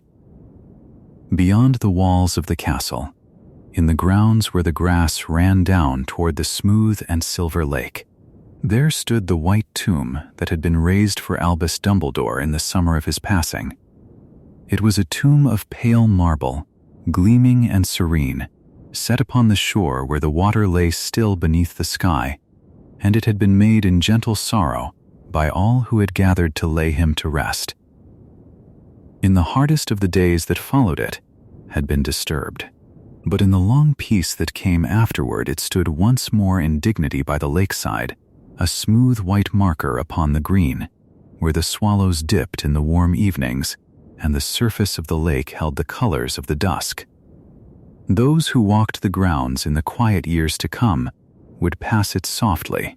and would remember, and would feel that the old headmaster rested well in the place he had loved above all others. For the many who had fallen in the two great wars, the wizarding world raised its remembrances in many forms and in many places. Within the castle itself, plaques were set into the walls, and the memory of the fallen defenders was carried gently onward, so that the students who filled the corridors in the peaceful years would learn the names of those who had stood in that last defense and would understand what had been given for them. There were remembrances, too, for the ones lost in the earlier war, the mothers and the fathers and the friends who had died when the shadow first rose, and though the wounds of that first sorrow were older, they were not forgotten, for the magical world kept its dead close, and did not let their names slip quietly away. And this, perhaps, was the deepest comfort of all the ways the wizarding world had chosen to remember, that the living need never be entirely parted from the ones they had lost. In the painted eyes of the portraits, in the pale marble by the water, in the plaques upon the walls, and the names spoken softly at the year's turning, the departed lingered like warmth left in a room after the fire has burned low. A child could stand before a portrait and hear the voice of a grandparent gone before their birth. A headmaster could seek the counsel of the wisest of the old. A boy grown into a father could pass the white tomb by the lake and feel, in the still evening air, that the ones who had watched over him were watching still. The dead were remembered, and being remembered, they were never truly far, and the world went gently on beneath their quiet and loving gaze. Up next in Chapter 19, the wider wizarding world beyond Britain, we'll drift softly past the shores of home to wander among the distant magical schools and the far-off enchanted lands, where other witches and wizards lived their own quiet stories beneath other skies, and where the vast and gentle tapestry of the wizarding world stretched on and on toward the edges of a peaceful and sleeping earth. Chapter 19. The wider wizarding world beyond Britain. When the 2nd of May finally gave way to summer, and the news of what had happened at Hogwarts began to travel outward along the quiet roads that only witches and wizards knew, it moved not merely through Britain, but across the whole of the magical world, drifting from one hidden community to another, the way a change in the weather moves gently across a wide and sleeping country. For the truth was that the shadow which had gathered over the little island had never been a purely British matter at all, and those who lived far beyond its shores had watched its slow spreading with a fear they rarely spoke aloud. And so the ending of that shadow was felt in places whose names most British schoolchildren had never learned. In warm valleys and cold mountains, and along the banks of rivers that had carried magic quietly for 1,000 years. For a long while the wider wizarding world had told itself that the trouble in Britain would stay in Britain, that the rise of the dark wizard who called himself Lord Voldemort was a local sorrow which the British ministry would settle in its own time, and many of the older witches and wizards abroad had wished with all their hearts that this would prove true. Yet in the quiet of their own libraries and their own memories they had known better, for they had lived through, or had been taught by those who had lived through, the earlier darkness of Gellert Grindelwald, whose ambitions had once reached across half a continent and had left scars upon the magical nations of Europe that had taken long lifetimes to fade. They remembered, in the careful way that magical families remember, how a single wizard hungry for dominion could gather followers in one land and then reach toward the next, and how the borders that seemed so firm upon a map could grow thin and uncertain when fear was allowed to travel freely. And so, though few had wished to say it plainly, the magical world beyond Britain had watched the Second Wizarding War with the held breath of those who feared that history had turned once more toward a road it had walked before. The great body that gathered the wizarding nations together, the International Confederation of Wizards, had felt this fear more keenly than most. For it was the task of the Confederation to keep the fragile peace between the hidden peoples of the world, and its members had spent years growing quietly uneasy as reports arrived from Britain of disappearances, and of a ministry falling silent, and of a fear that no longer dared to speak the dark wizard's name. The Confederation had watched, and had worried, and had understood better than the ordinary witch or wizard just how much depended upon whether the darkness would be held within a single country or would be allowed to slip beyond it,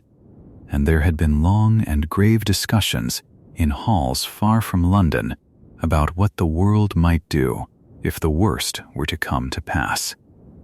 That the worst did not come to pass, that the shadow was broken upon its own soil before it could reach outward, was a relief so deep and so widely shared that it seemed to settle over the international magical community like the first cool air after a long and airless night. Word of the Dark Wizard's fall reached the magical schools of the world before it reached most of their governments, for children have their own swift ways of passing news, and in the great castle in the far north where the students of Durmstrang studied, and in the sunlit palace of Beaubaton among the mountains of France, there were quiet gatherings and a lightening of the air that the teachers did not try to forbid. In lands still further away, the news arrived more slowly, carried by owl and by the strange enchanted messages that crossed the seas, until at last there was scarcely a corner of the hidden world that had not heard that the wizard who had frightened even those who lived far from him was gone, and that the frightening was over. And in each of those places the feeling was much the same, a loosening of some long-held tightness, a sense that the door which had seemed to be creaking slowly open toward a wider ruin had now been quietly and firmly closed. With that closing came the slow return of ordinary things, for the war, though it had never fully crossed the sea, had made the whole magical world more cautious and more closed than it had been in many years. Trade between the wizarding nations, which had grown thin and wary while the darkness lasted, began once more to flow along its old accustomed channels, and the merchants who dealt in wands and in rare ingredients, and in the countless small enchanted goods that passed between hidden markets, found their letters answered again with warmth rather than with suspicion. Travelers who had put off their journeys took them up once more,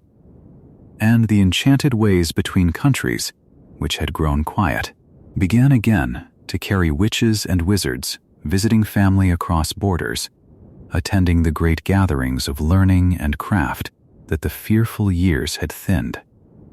and simply seeing with their own eyes the places their grandparents had told them of. Cooperation between the ministries and their distant counterparts, which had narrowed to careful and guarded messages, widened again into something more like friendship, as though the nations of the magical world were slowly remembering that they were, in the end, one scattered and secret people. And through all of this there ran a single name, spoken with a wonder that its owner would have found almost unbearable, for the boy who had brought the long darkness to its end became known across the whole of the magical world as Harry Potter, the one who had faced the Dark Wizard and had lived, and had faced him again and had prevailed. In lands he had never visited, among people whose languages he did not speak, his name was passed from mouth to mouth and written into the swift accounts that the magical newspapers of many nations carried, until there was scarcely a witch or wizard anywhere who did not know it. It was a fame he had never sought and never wanted, a fame that had been laid upon him when he was too small to remember it, and had followed him ever since like a shadow of a very different kind, and he carried it, as he had always carried it, quietly, wishing more than anything to be an ordinary young man in an ordinary world. Yet the world would not quite let him be ordinary, and so he learned, slowly and gently, to bear the knowing of strangers as one bears the weather, neither welcoming it nor fighting it, but letting it pass over him, while he turned his heart toward the small and dear and private things that mattered to him far more. So it was that the wider wizarding world, having feared so long for itself, turned back at last toward the gentle business of living. The great fear that had reached across borders drew back within them again, and the nations that had watched one another so anxiously returned to their own quiet concerns, to their harvests of magical herbs and their schools and their festivals and their small daily kindnesses. A peace settled over the hidden peoples of the earth.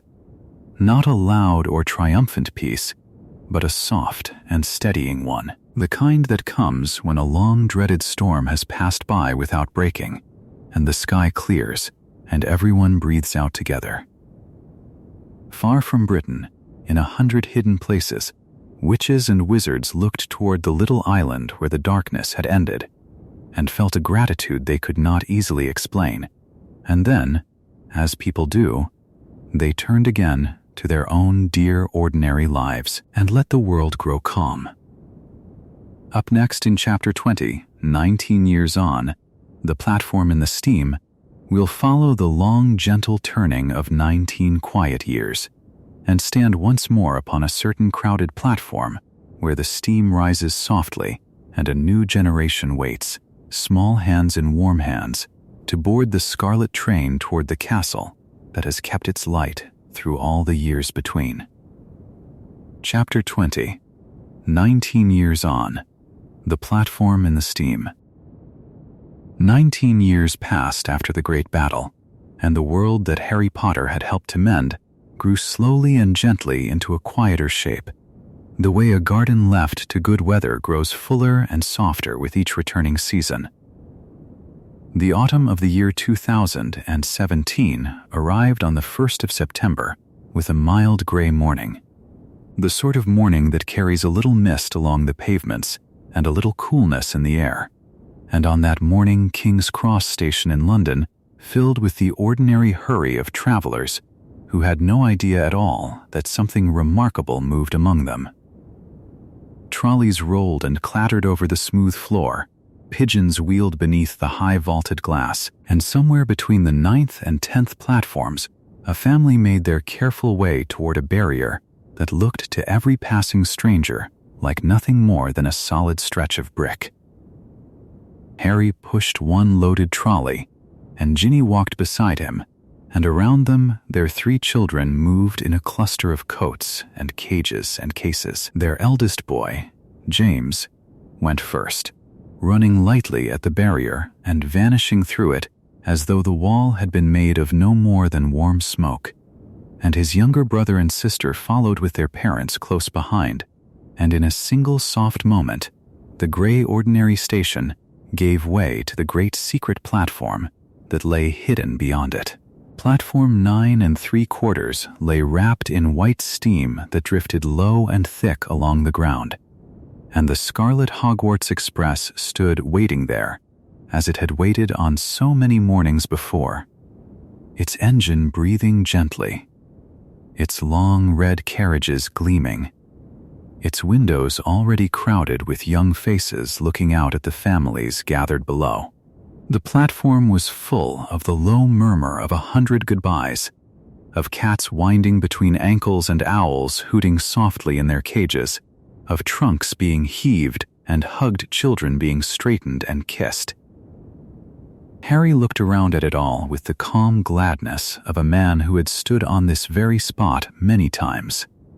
first as a lost and hopeful boy,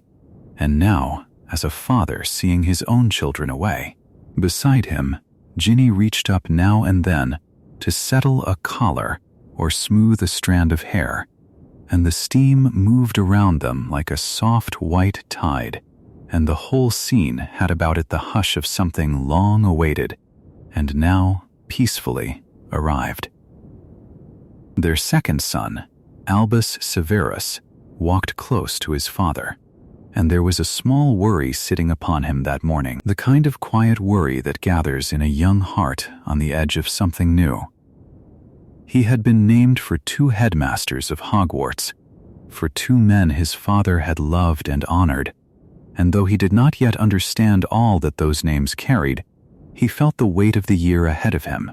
and the great question of it. The question of which house would claim him when the old sorting hat came down at last over his eyes. He feared, in the small trembling way of a boy who has heard his brother tease him too often, that he might be sorted into Slytherin, and the thought sat cold and heavy in his chest as the train breathed and the minutes slipped away. Harry knelt down a little so that he was level with his son, and he spoke to him gently, in words that no one else on that crowded platform needed to hear. And though the words are not set down here, the comfort in them was plain and warm and steady. He told the boy that the names he carried had belonged to brave men, and that one of them had been perhaps the bravest man he had ever known, a man who had belonged to Slytherin himself. He told him that it would not matter to those who loved him where the hat should choose to place him, and that if it truly mattered to the boy's own heart, then the hat would take that wish into account. For it had done so once, long ago, for Harry himself. And slowly, as a small tide of fear will ebb when a kind and certain hand is laid upon it, the worry loosened in the boy's chest,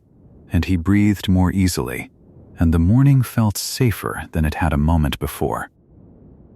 A little way off across the crowded platform, half hidden by the drifting steam, another family stood among the trunks and the owls.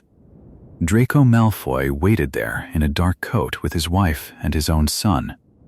His pale face composed and cool, his hair receding a little now at the temples in the way of a man grown older.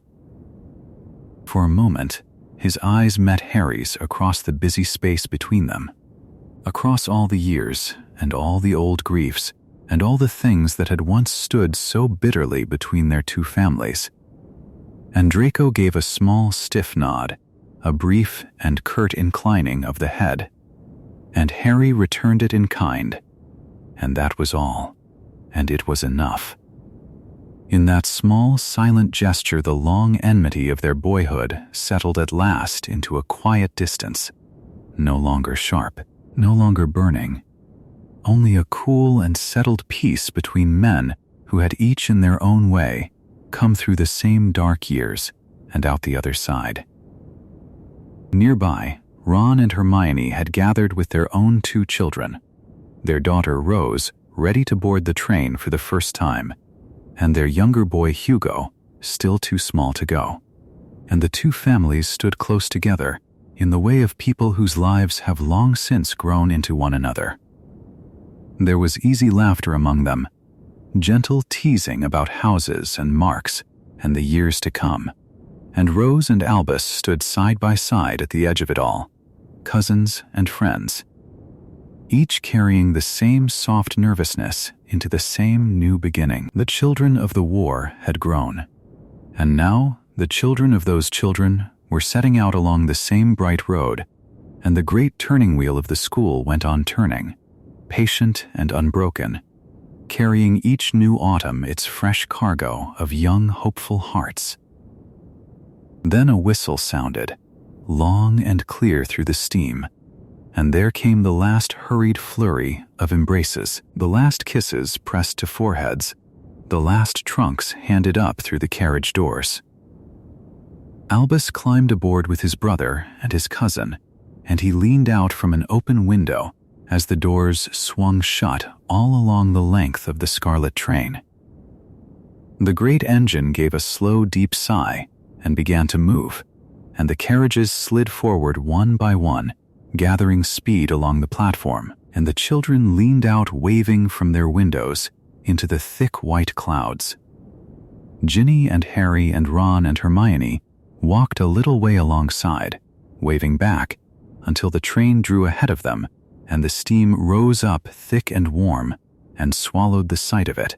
and the scarlet carriages curved away out of the station and were gone, carrying the young ones off toward the mountains and the lake and the lit windows of the castle waiting far to the north.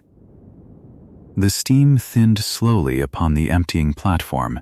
drifting and fading in the soft gray light, and the noise of the goodbyes settled into a gentle quiet. Harry stood there a moment longer with his hand resting easily in his wife's, watching the last of the white cloud lift and vanish, and upon his forehead the old scar that had marked him for so long had not pained him for 19 years. All was calm. All was well. The long story that had begun in fear and darkness had come round at last to this mild autumn morning, to children waving from a train, to old foes nodding across a peaceful crowd, to a family walking home together through the fading steam. And so, with the great wheel still gently turning and every wound long since healed into stillness, the world lay quiet and safe and kind, and there was nothing left now but to rest, and to let the soft gray morning close gently over everything, and to sleep. And so we come, softly, to the end of the story. Tonight we followed the gray morning after the battle, and the counting of the fallen, the broken castle at dawn, and the quiet choice that Harry made when he laid the Elder Wand to rest. We watched the long sleep and the return to the burrow, the funerals and the names carved into stone, and the Weasleys learning to live around the absence of Fred. We saw Kingsley Shacklebolt raise a new ministry from the ruin of the old, the trials that closed the war, and the names of the wronged cleared at last. We walked the halls of Hogwarts as it was rebuilt stone by stone. We sat with the ones who went back for a final year, and we followed Harry into the Auror office, Hermione into the fight for the downtrodden, and Ron and George into the shop that helped them heal. We watched the quiet courtships and the mending of families, the raising of Teddy Lupin and the children of the fallen, the portraits and the memorials, and the slow return of ordinary life across the whole wizarding world, all the way to a platform full of steam 19 years on. There is nothing left now that you must remember. Let each of those old sorrows and small joys sink gently away from you, down through still dark water, growing fainter and fainter until only calm remains. You are safe. You are whole. The war is long over, and nothing here asks anything of you. Let your breathing slow, and let the last of the day dissolve like mist over a quiet lake. Good night. If this story carried you toward rest, stay with us. There are many more long, gentle tales waiting for the nights to come.